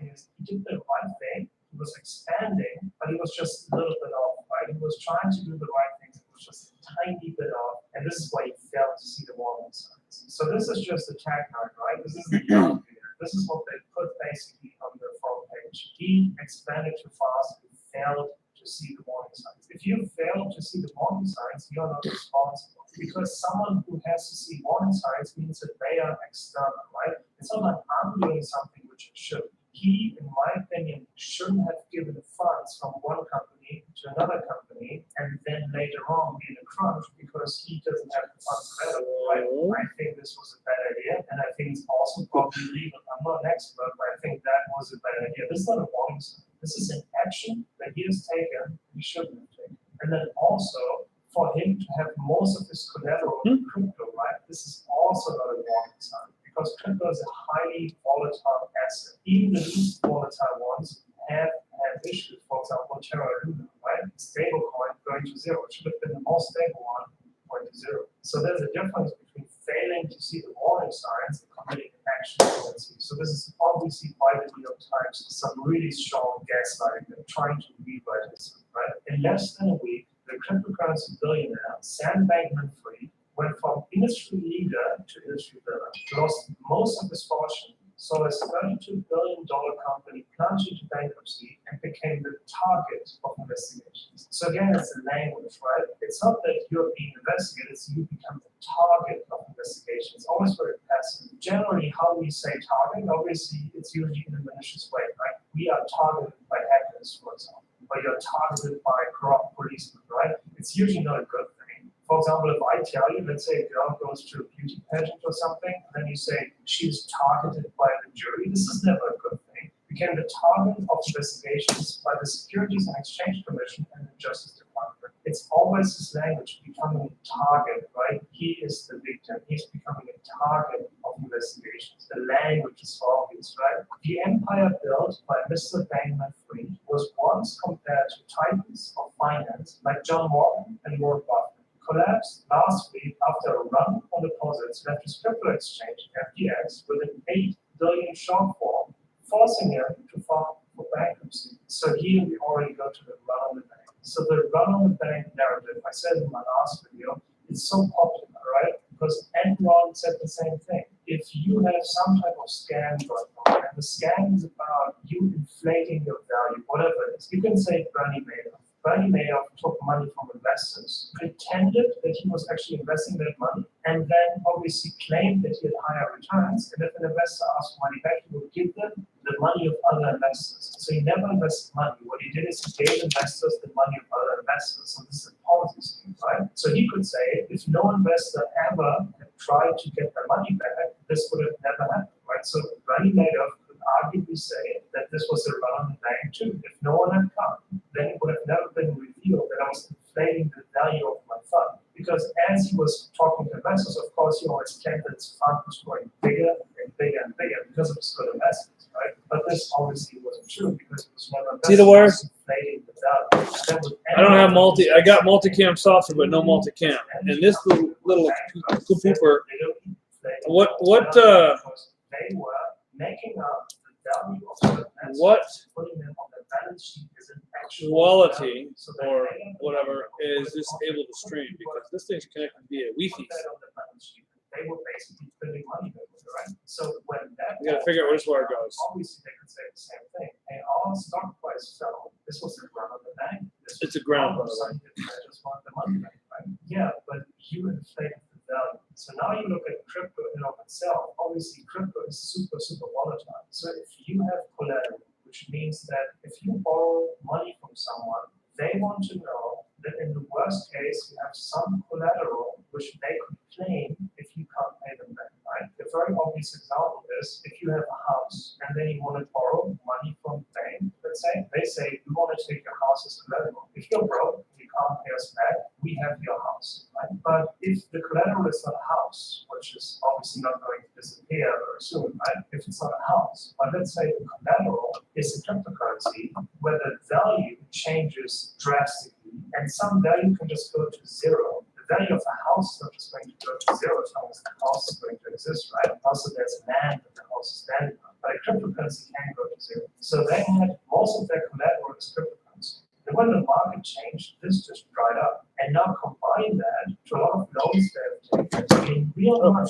So they took real money and had as collateral, I want to say, inflated cryptocurrencies. Plus, they transferred money from the entity FTX to another entity, which was doing investments, and used that money to pay off their debt. So they were basically using some very, very risky collateral for some very, very real debt. Right? So to say this is a run on the bank is a very, very strong version of gaslighting because, yeah, this is Enron, this is Bernie Madoff, right? Alameda had accumulated a large margin position. Okay, so main burner assembly is done. It's one valve and it fits, thankfully. So this is great, right? So just again, if you didn't watch the other videos, Then this jams in here. You gotta insert this in the butt end here. You gotta insert it. And sometimes I had to lube it a little bit and then just kind of just insert it. Shouldn't have been the case in my opinion because these entities were way too close. In there, but I got one more valve in here to replace. So this section's good to go. The heater oil assembly. Well, ish. I guess I got one more spot. So to say that they accumulated the Get her 100% down. position on FTX just means that they took out the money. So any journalist would look at that and say, wait a second, this is not the biggest priority. We're not saying accumulate a large margin position. We're saying why was money placed to that end? And the conclusion should be the only reason why money was placed in the exchange for that entity is because SBF owned both companies. I believe he was like 80% shareholder of Alameda Research, even if he wasn't the CEO, right? So the only reason why this happened was because his companies are related. So there was a very strong conflict of interest. Alameda Research taking money from the exchange just because of this conflict of interest was all over by SBF, right? But the New York Times obviously formulated as, oh, there was a very large margin position, as if it was normal. This is not normal. It shouldn't be normal if there's a self-dealing going on, right? It shouldn't be normal that you have such a conflict of interest where any board would have said, oh, we can't do that, right? But they didn't have a board, but they didn't have any board meetings. So the New York Times is heavily gaslighting this one. Mr. Bankman-Fried did, however, agree with the critics in the crypto community. Test it. There ain't no testing this motherfucker. It's got to be set the fuck up in order to work. Across a wide swath of the industry. So you can see that gaslighting is very often about changing the conversation and avoiding the big pitfalls. So now they're writing, he agreed with the critics, right? Obviously, this is a way to partner up. He is agreeing with the critics that he was just going too fast. And he did Damn it! I just cleaned this and there's fucking oil coming out this on the bitch. same side of the crypto community. Because one of the big things about gaslighting is always how does it look in front of other people, right? Even if it's, let's say, a relationship, having an argument, and someone is gaslighting, it's usually how does it look with others? Can I get the other people on my side? And then we're all good again, right? He is agreeing with the crypto community because he's on the side of the crypto community. They all hate him now, right? Like everybody in the crypto community that lost money because of him, which is a lot of people, they hate him now with their full heart, they hate him, right? So now they puff it up, they say he agrees with the critics in the crypto community, right? I am on your side. And then when he was told that he was overextended and was encouraged to hire more employees, he resisted the suggestions. This is high level gaslighting because now we combine multiple things, right? So we say that, first of all, he resisted suggestions, which is the obvious one, meaning that if this isn't a mistake he made, that was just a suggestion, right? This was just a very low hanging fruit, like something that wasn't very serious, right? He said no to that. But the other big gaslight in this one is he was encouraged to hire more employees. We have just said that his only mistake, like the New York Times says that the only mistake he made was going too fast, right? But now we say that he should have had hired more employees. So now they're saying he didn't go fast enough, right? They had like about absorbing oil with a rag here. And his whole mistake was going pretty good. Didn't see the warning sign. But all the people said, oh, you should hire more people to make this right. I said, oh, no, I can't hire some folks, right? This is ridiculous. This is ridiculous gaslighting. Now they're saying you didn't grow fast enough, right? So actually, I wonder if there was money exchanged, or was it like for this article, or was he an investor in some way, or was he lobbying? You don't know what the HRD is. Maybe he lobbied. There we go. Politicians. Assembly done or complete. Ish. But this is ridiculous. So this right at 100% is gaslighting the whole story. And there's only One of two stages that have to and in be Washington, he was pushing an refreshed. ambitious regulatory agenda while speaking critically about CZ. So this is the CEO of the biggest exchange in the world, which is Binance, right? The chief executive of the rival exchange, Binance, who eventually mobilized his extensive following to set up the run of this whole article is such heavy gaslighting. It's insane. Okay, so he was pushing an ambitious regulatory agenda, right? A lot of people, especially the CEO of Binance, have said, hey, he's lobbying against other cryptocurrencies, right? He's trying to make. What are my thoughts on oil-powered heating versus, well, oil, I think you mean gas, versus electric, and have you seen Biden's proposal to mandate all electric appliances? The answer is yep. The answer is yes, but it's not oil-powered. He's talking about fossil fuel, whether it's natural gas or fuel oil or whatever.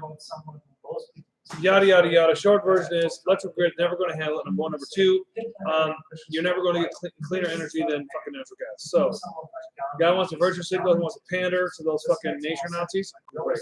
Fantastical, yo. But it ain't going to happen. And now I'm going to do a little autopsy on this valve here. It's not considered a rebuildable valve, but, you know, why not? It's not much taken apart. I just want to look at the highlights, but I almost covered the whole thing, right? Yeah. And if I could hold it, that's the biggest thing. Sometimes cloistered existence surrounded by a small coterie of colleagues, what words is he using? What a name. Some of whom were romantic relationships with other FTX employees, according to 4 people familiar with the matter. So we have polyamory, polycules, sex parties, we have drugs, there's all this stuff, and the only thing that right is romantic entanglement. Actually, I said in the last video, some Jews said, oh, you know what, I'm going to show you the pictures. So this is how they look like. This is not a sexy scenario by any means, but this is not how we write it. He is just trying to say, of course, 10 people living together is going to be some romance. There were also a lot of drugs, and this sounded like more than a few romantic. Kind of worn out to me. This sounded like something you don't Insert close up right now. Don't have one. Group chat that included Mr. Bankman-Fried, another FTX representative, CZ. This is the actual plunger that's moved when the electromagnet energizes. Saw FTX, the second biggest exchange, collapsed. And thought, all right, what's best for the industry? Let's try to buy. And then there's a spool valve. CZ was to 2 people from It's not going to come out. Or we won't be able to continue this deal. Way too many issues. Oh shit.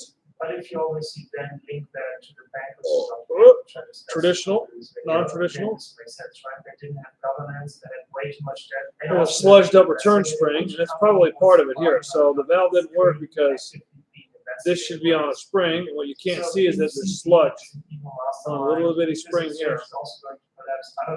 And I had to pull out hard enough to actually dent the coils.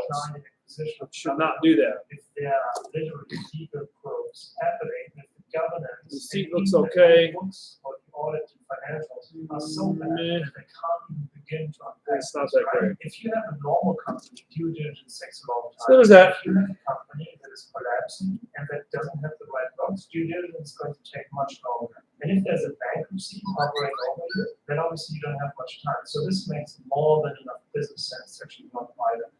And now back to SPF in the New York Times piece, how was the answer, right?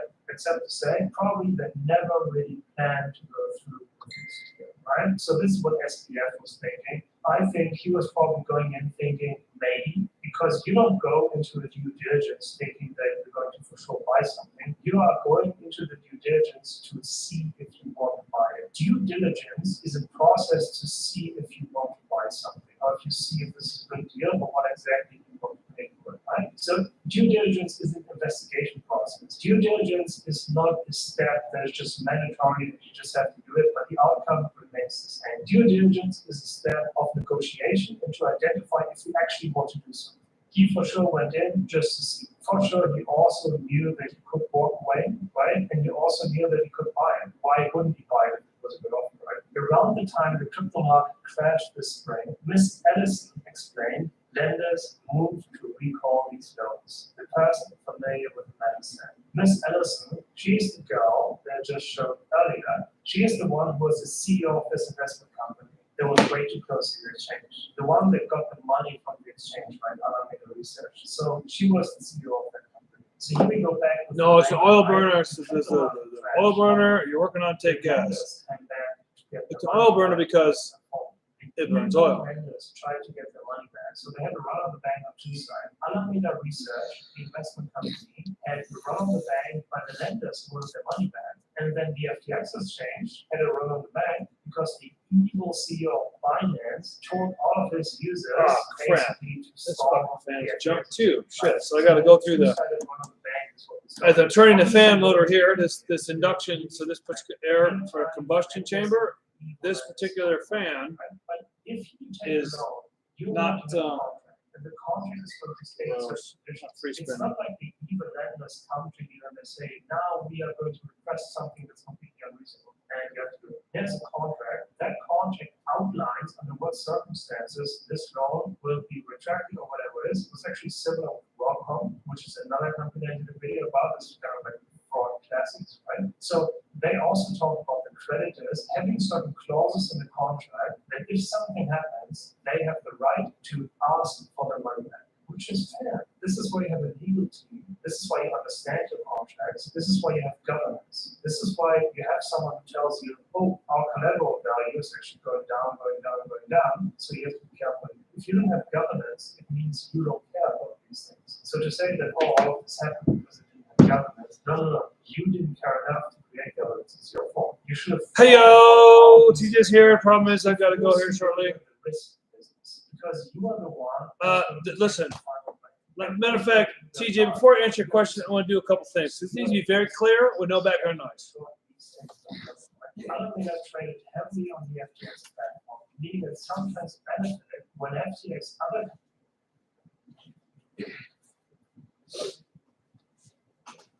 Okay, TJ, you listening carefully? Here's the deal. You know as well as I do, there's only two kinds of beer. Two. There's free beer and there's cold beer. And that's it. Because, well, it's free. Doesn't matter what it is. It's got alcohol in it. It's a good thing. And there's cold beer. Oh, I'm sorry.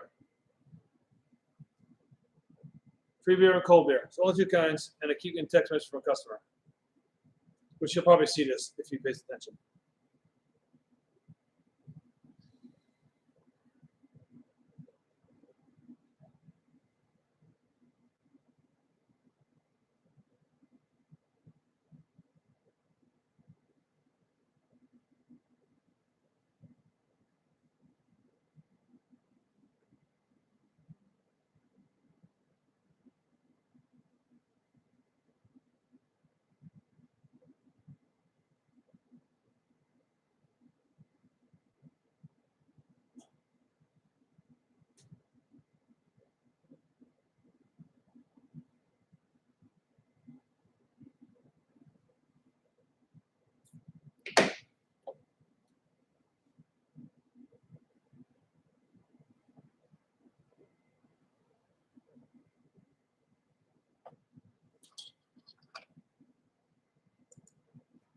Make it bigger so I can read what you're saying. That stupid little, what's it? I think two. Okay, I'm only typing this just to get the damn thing to advance. And Will did it for me.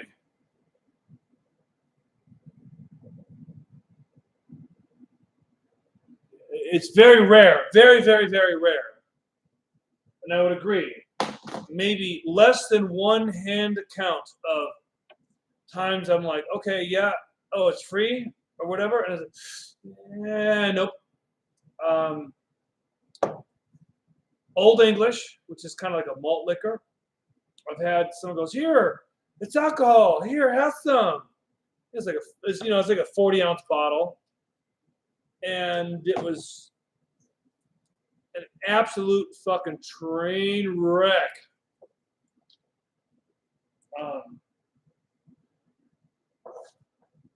Just not. It's the Old English to me, especially when it's warm. Tastes like old leather.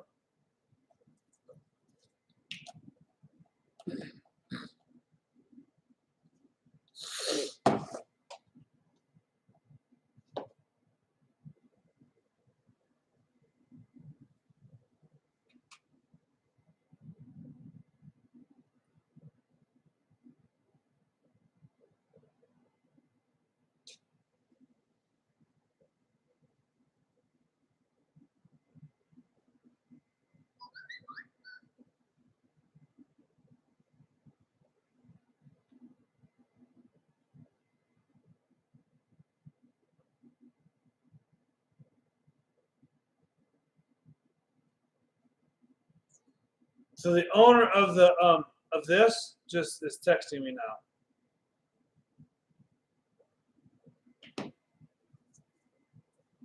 But one's done, and I think it looks sexy as hell. Looks very powerful, doesn't it? Like powerful. Just saying.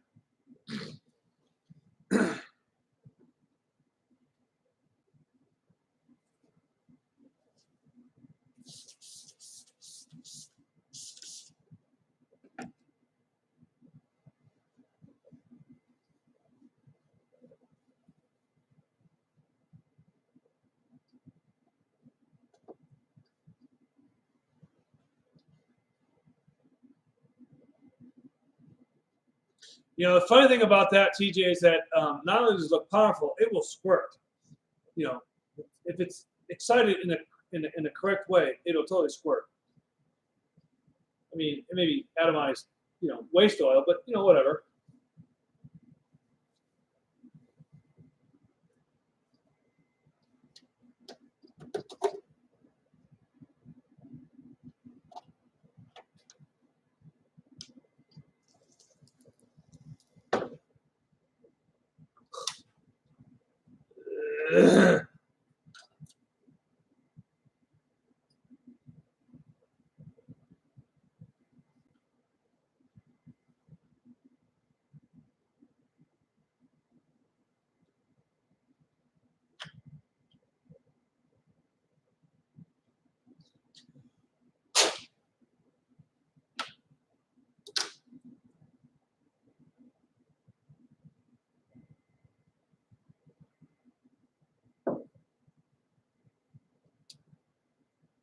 Guinness to me, I'm gonna have to jump in on this one, only because the chat's a little bit delayed.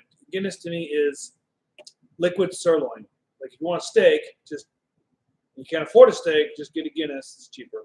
It tastes just as good.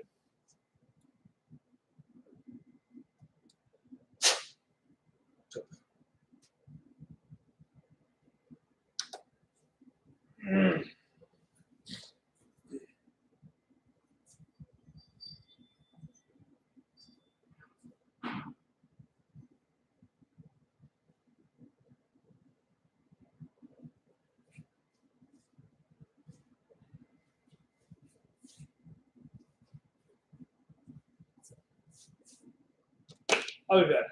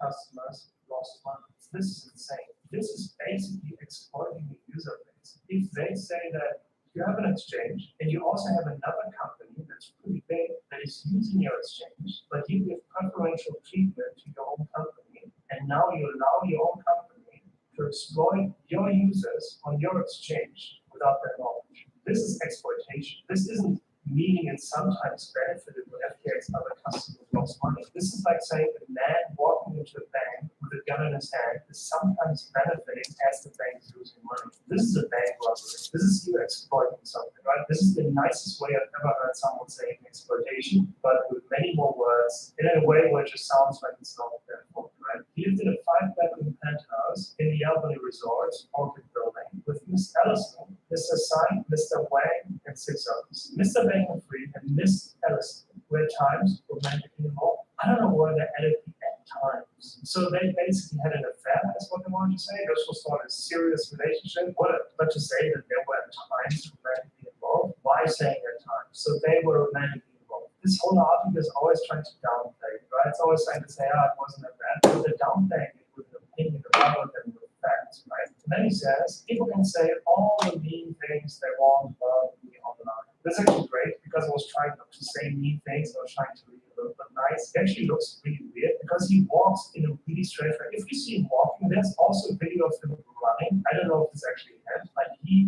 runs and walks like an idiot. I kind of have his permission, so he really runs like an idiot. Shortly before the interview, Mr. Bankman-Fried had posted a cryptic tweet with the word "God." This is something that actually now resolved itself because he was basically spelling words in individual tweets, so it looked kind of ridiculous. And obviously, people were kind of shocked because it's one thing to have someone collapse, let's say a company collapse. It's the other thing when you see a radical personality change. This is like the twist in the movie, right? Someone pretends to be this nice guy, and suddenly you realize they're a psychopath, and suddenly they're this evil person, right? This is always shocking to us. So he was someone who was always transparent, was always tweeting, and suddenly he stops tweeting, and then he starts again, and he's like weird and cryptic, like a complete break from his personality form. So this was always a weird thing. But yeah, it was all about trying to get more, explain things, but the bankruptcy document came on later on with the new CEO who did the annual bankruptcy, whereas the CEO said that what he posts on Twitter.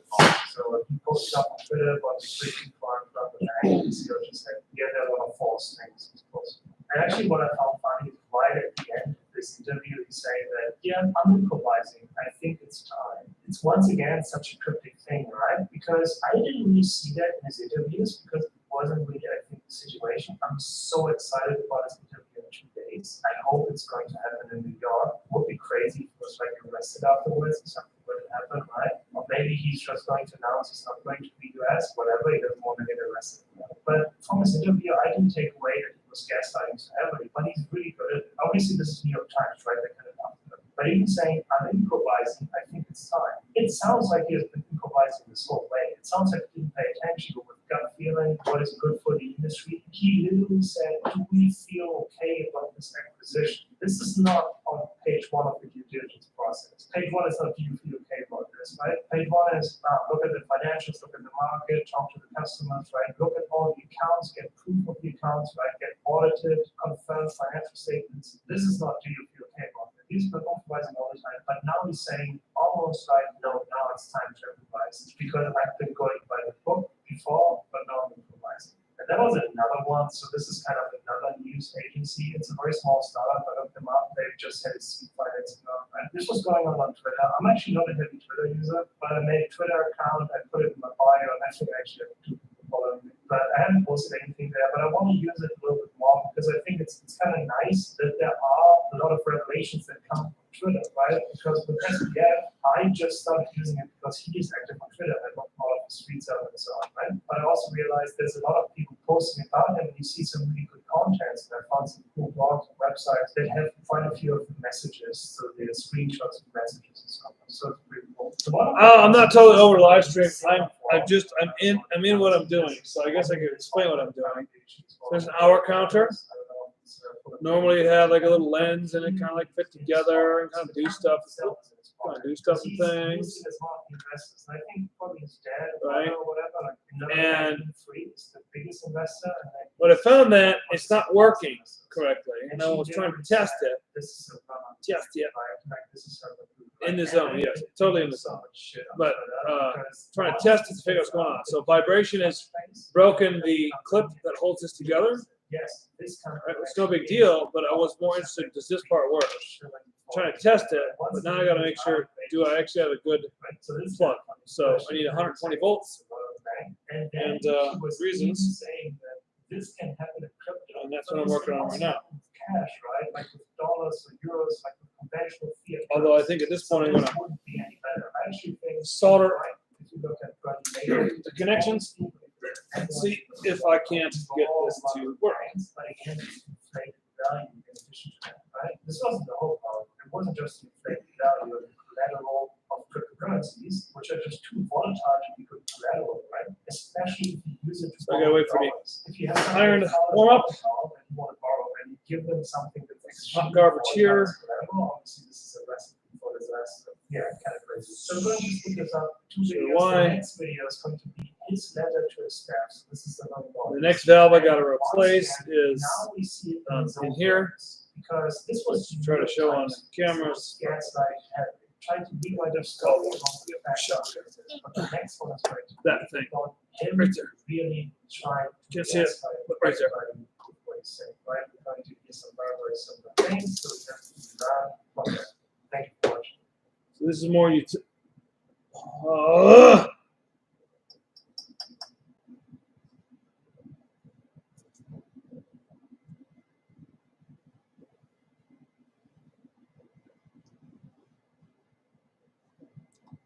So I'm gonna again because like anything, I gotta take this whole damn thing apart. Shit.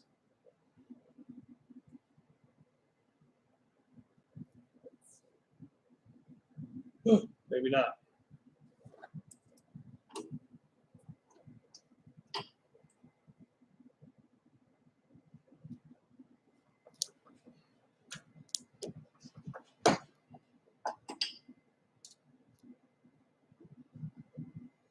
Well, it must come apart, but not that far. So Rossman, so that's actually a good conversation while I'm doing stuff. So I stopped following Rossman some years ago. I met him in person, and he's an interesting character. You know, he does what he does. I can dig it. But that being said, with Lewis,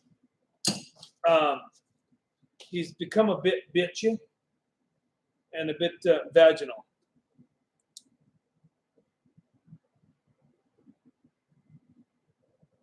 So on his right to repair crusade that he's been forced into, I've been forced into things in my life. He was forced into being the advocate for right to repair. There's no freaking doubt. Well, it's gonna suck. It's gonna come loose or no? Maybe. That's it. But look at that.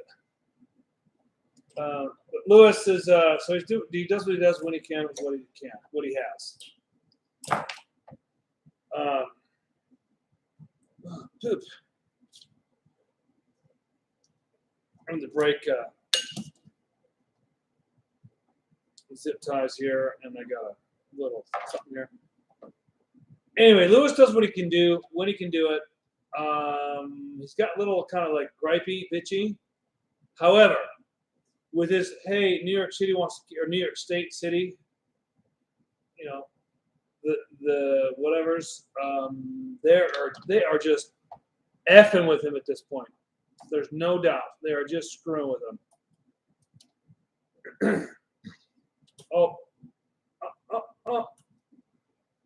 Oh, lovely.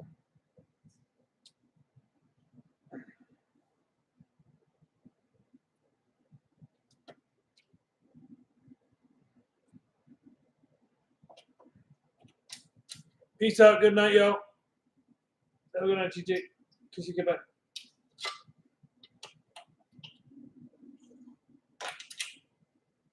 All right, then.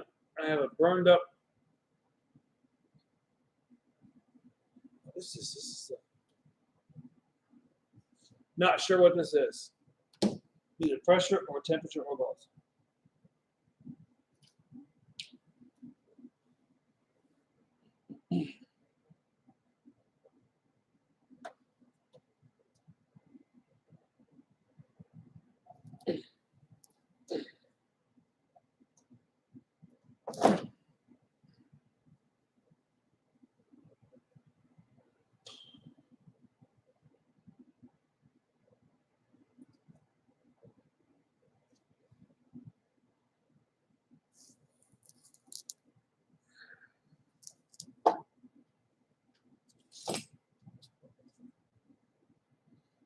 So the problem I'm having is that there's a fitting in here that comes loose, and then what I have to do is now, because the way things are, this entire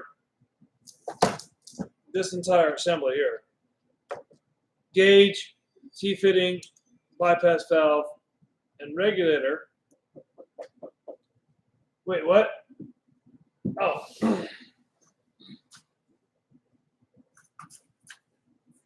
Stranger danger. Stranger danger.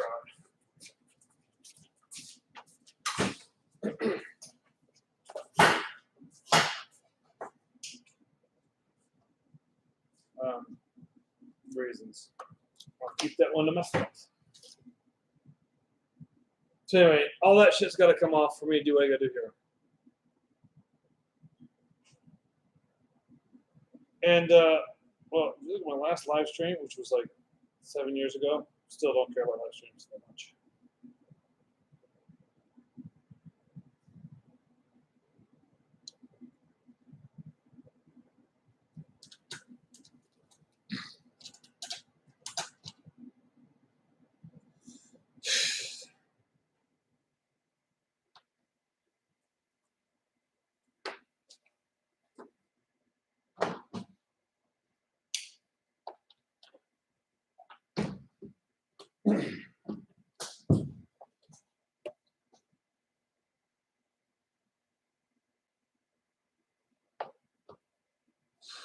What's next?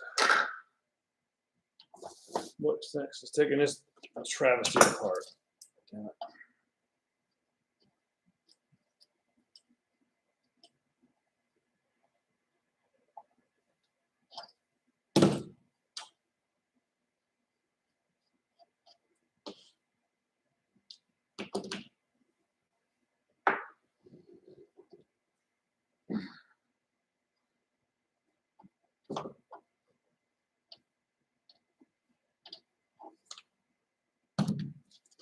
Air valve and whatever assembly. I don't think anyone's fucking watching me anymore right now. Damn it.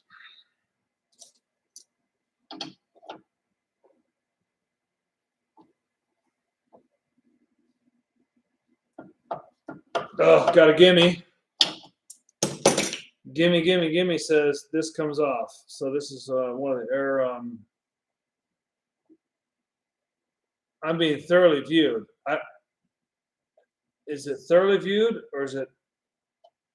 Am I being violated?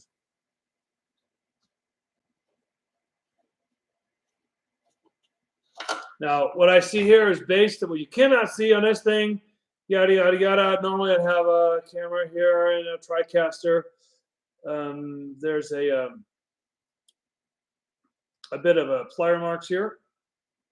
So what this means is that someone has taken this, has been ahead of me, taking this stuff apart. If they're smart, they would know how to not leave plier marks, but whatever, yo.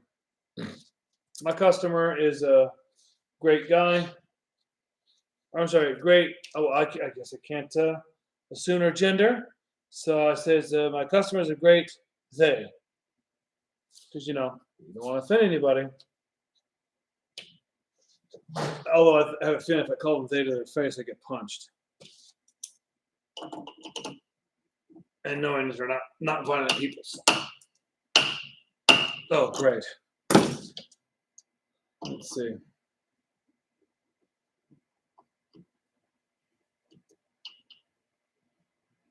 I'll put the stress on the inside.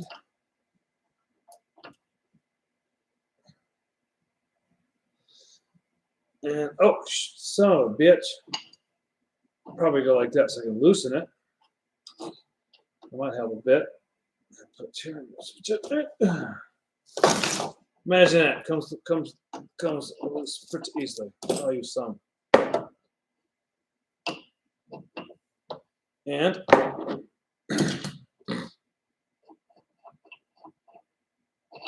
hey-yo.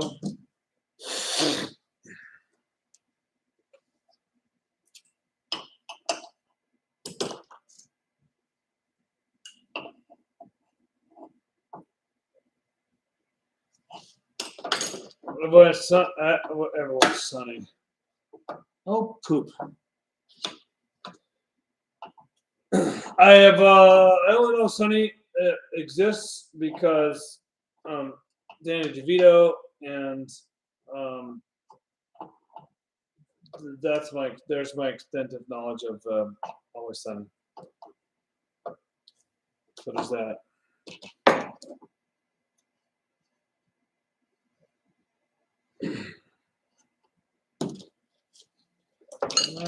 Poop. Goodness.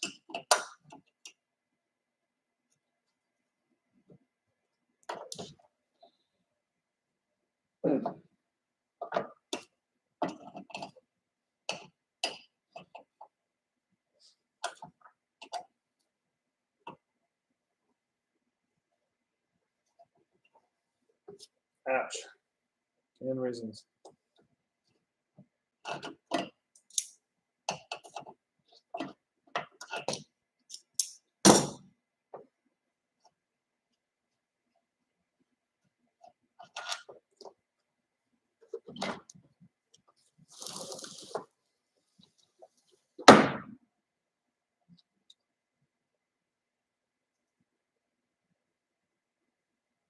Okay. Let me start some good background music to explain the question of the hour for all 6 of my, oh, I'm sorry, 4, because it was 6, of my current viewers. Question. Any update on your old building? Well, let me tell you something, but I got to start some good background music or something because this is not going to be short.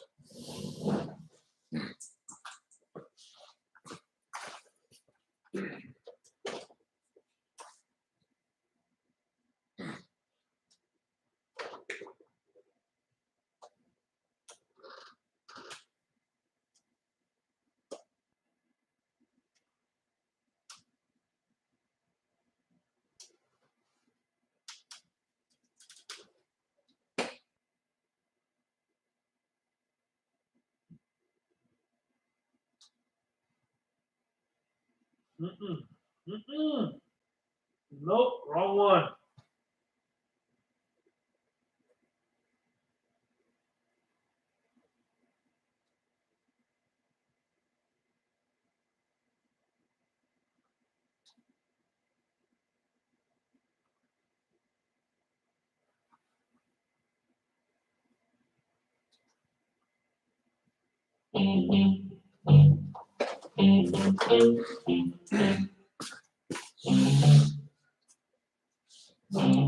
All right, so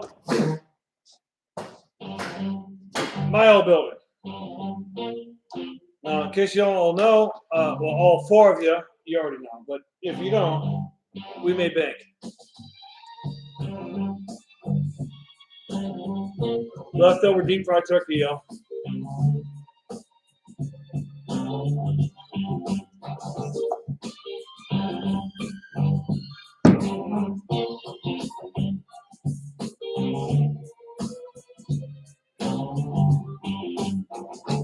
I got the blues, but I don't mind. All I have to do is get to you, and then I'll feel just fine.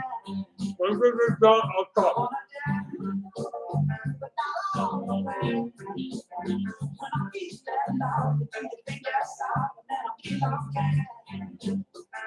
It's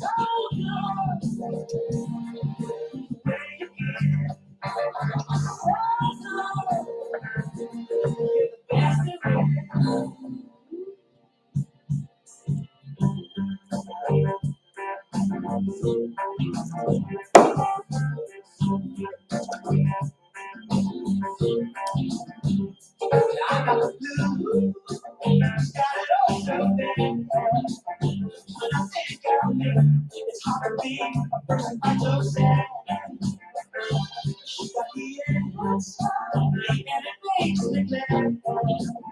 When I feel that smile, you give me rock and roll, and then I feel it back. It's so good. When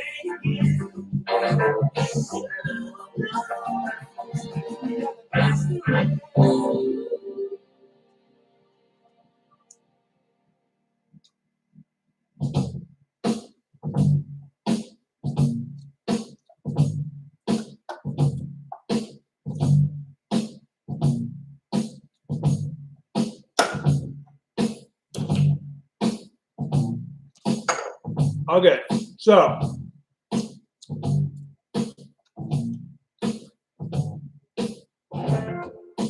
first off, we made bank on the old building. Like I'm proud of what we did there. I learned a lot. Got my license because that place. On down the line, yada yada yada. You know, but those guys have taken that. Well, I'm sorry, they've made a list. Okay, that of things that need to be done, and then put them on a board or something. Like, you know, it's like some sort of like horizontal surface. And then took a shotgun and just pulled the motherfucking trigger. Okay? And whatever got hit, that's what they did. So when you do remodels and construction and refurbishment of buildings and projects and things, you generally do it in an order that makes sense. Or you take a handful of dirt and throw it at a wall and just see where it sticks. And there were along the lines of we just took a handful of dirt, threw it at a wall, and saw what stuck, and that's what they're doing. They have brick in certain areas that it's dangerous. They've got lots of dumb going on because, well, you know, I'm just a drunken idiot, and I said, hey, you know, I'd recommend the following things to do and not do. And then they're like, yeah, whatever. And then they got caught by the city/county officials because they didn't heed my warning. Whatever, don't know what I'm talking about. Never dealt with this building before in my life. But I owned it for 7 years.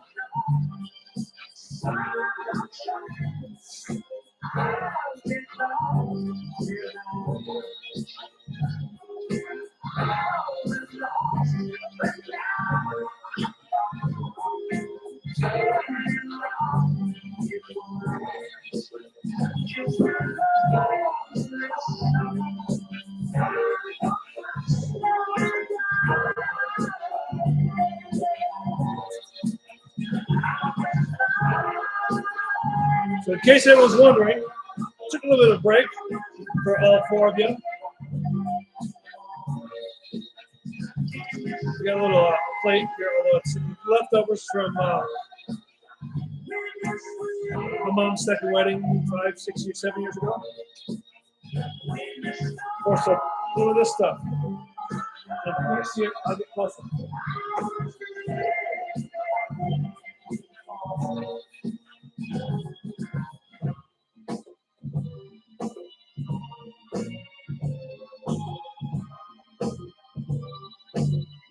Gonna focus? Focus, you fuck. Anyway, I think it says something about very mild hot sauce or very mild flavor sauce or something.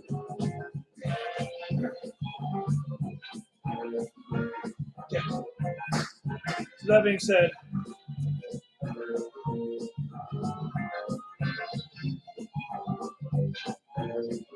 Oh, make bank. Well, yes, according to Brandon, it is able to afford multiple bass rights albums.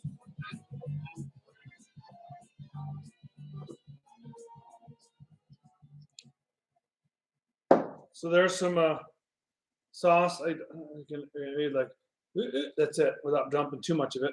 Oh.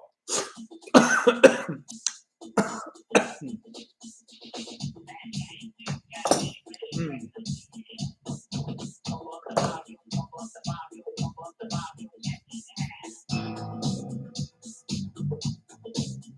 Oh, I love this sauce. It's great.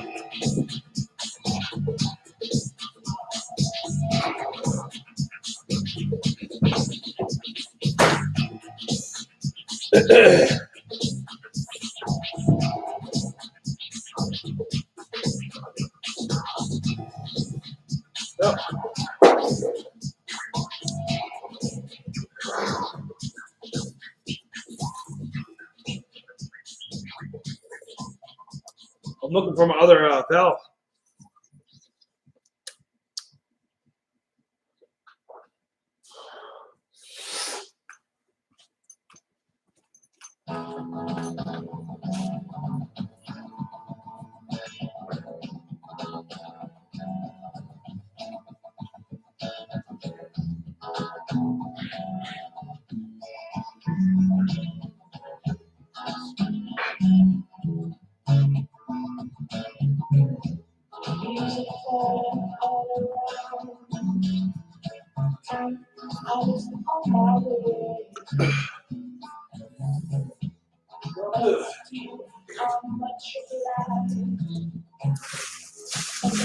Ah, found it. Ah! The hot sauce under my fingernails.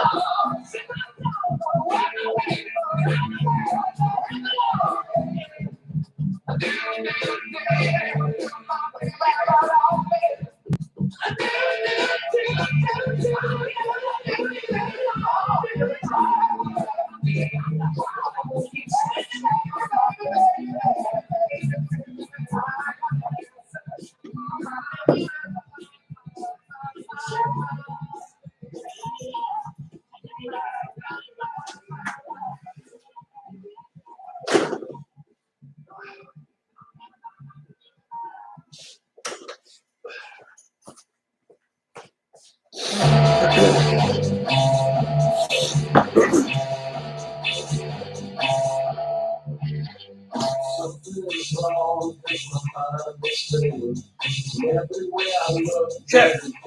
All that.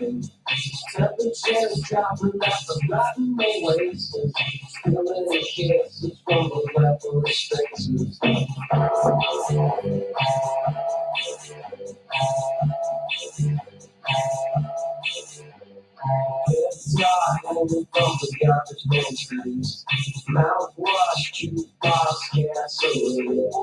Crystals are holding at a poor man's pocket. Smiling eyes with without a sockets. Oh. Got a devil's hand in my mind. Got a devil's hand in my mind. Got a devil's hand in my mind. Got a devil's hand in my mind.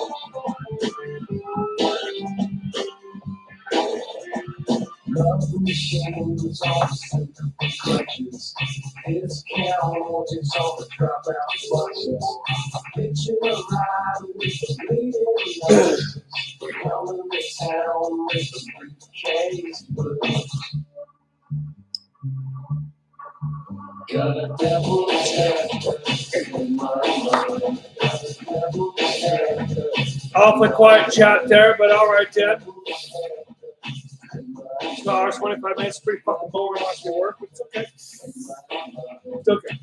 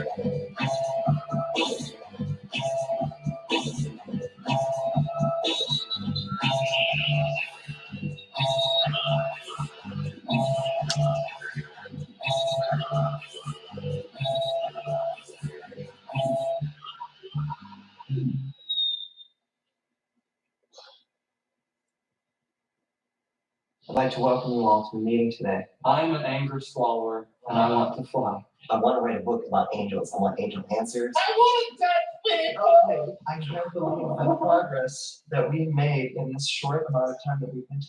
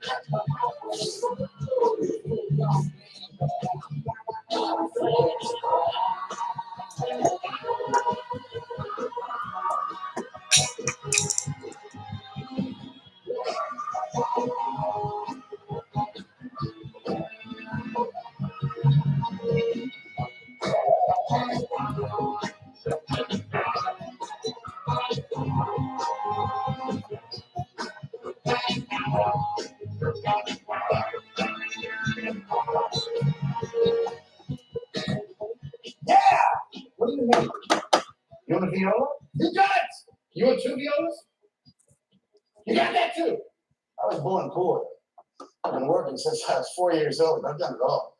I was a lifeguard, booyah, typist, dishwasher, garbage man, wet nurse. I picked cotton! Empty wallets, empty parking lots. That's not my style. Sex laws. If you want to defy them, I want to defy them too.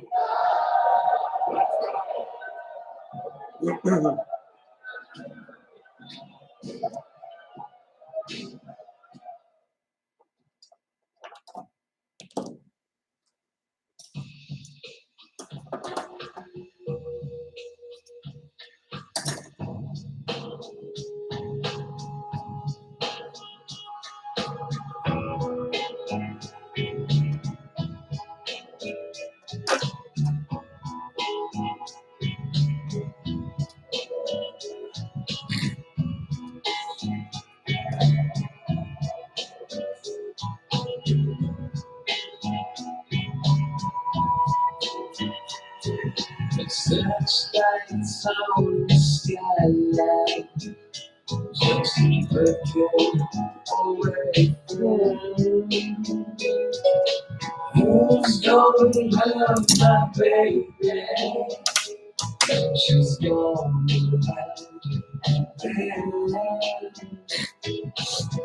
Egyptian bells are ringing. Her birthday. A sweet nothing I'm talking about. She was a hurricane blowing away.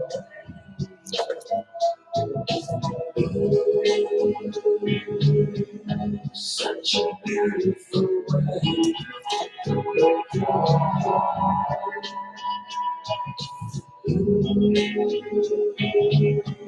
Such a beautiful way to break my heart.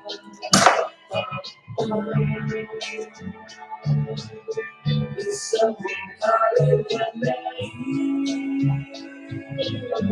It's telling you where to say.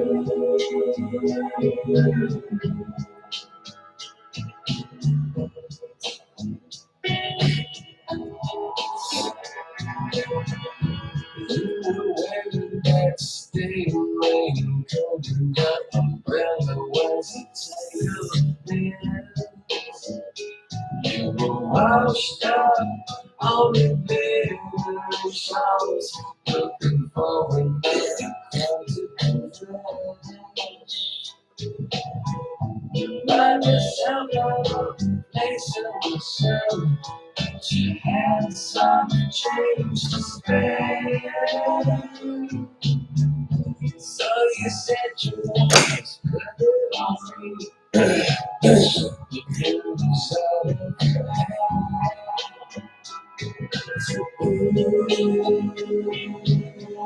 such a beautiful way to break your heart.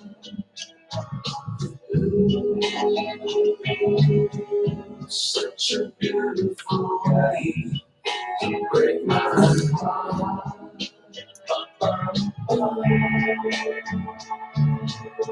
There's something about your name.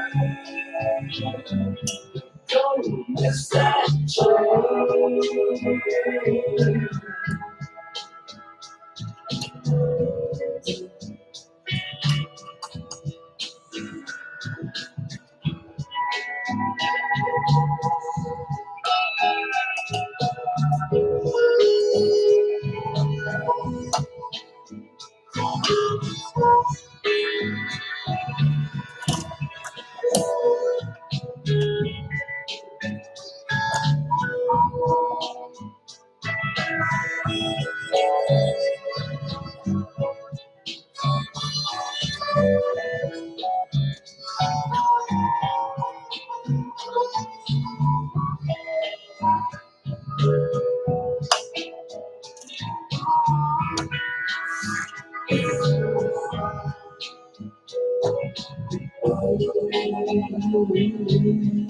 Such a beautiful way to break your own heart.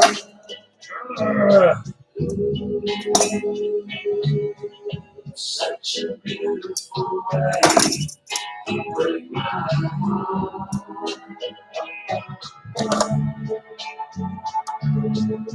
There's something out of your name. You will say.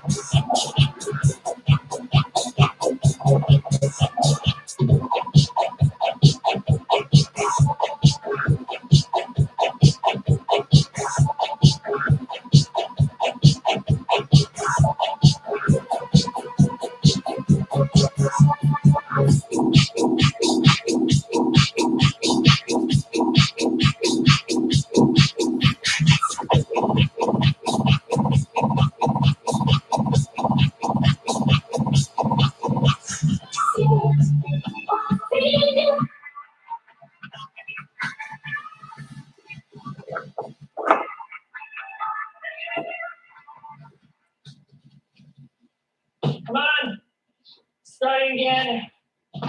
Wake up. Let's go. Let's go. Come on. Jesus, how are they slept a week? It's fucking insects, man. I was really cold myself. Quiet. Wake up.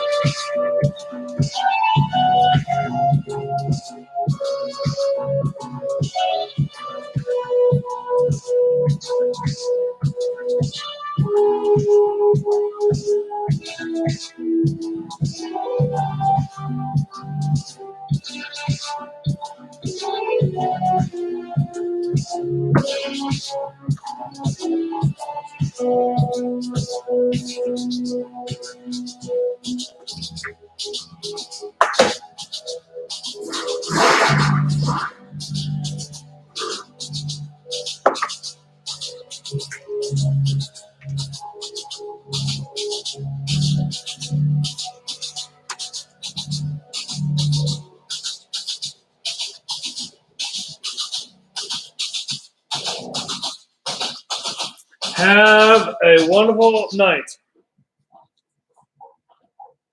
Thank Comcast for the bullshit connection, yo. So there's that.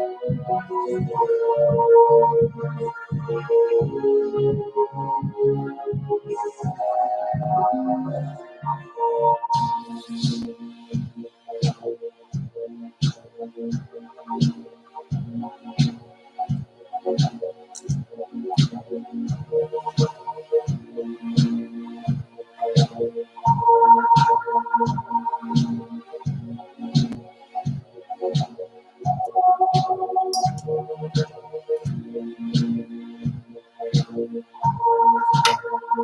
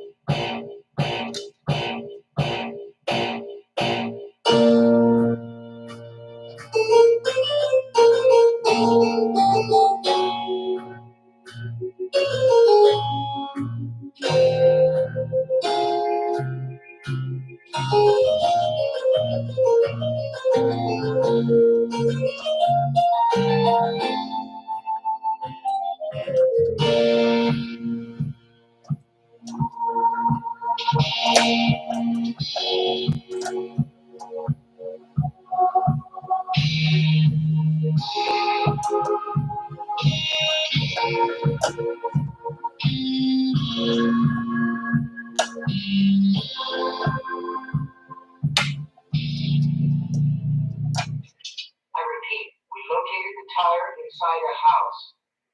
You're on. We received Unit 4. What do you mean by located? We just saw him in a house on Belleville Road watching TV. What should we do?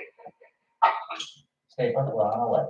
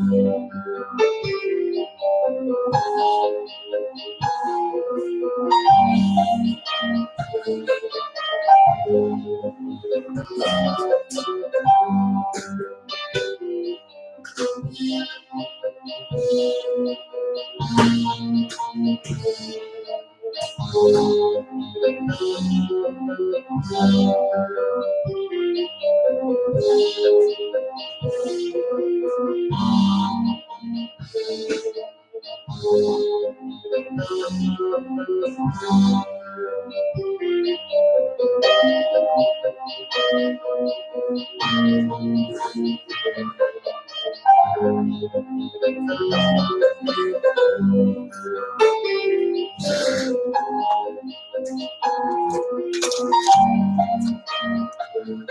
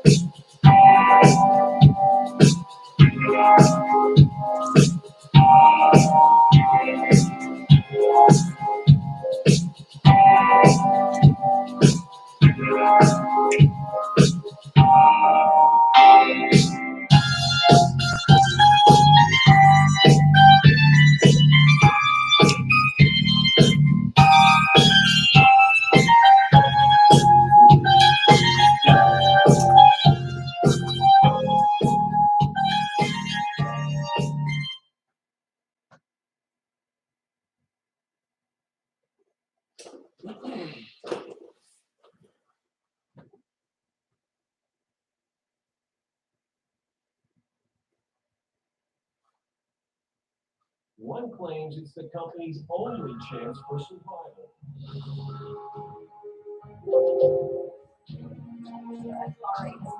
Chapter 11.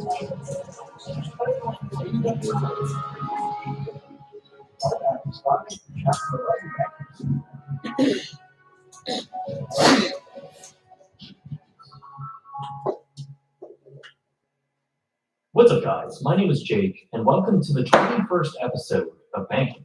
Most casual chain restaurants in America have been on their way out for a while.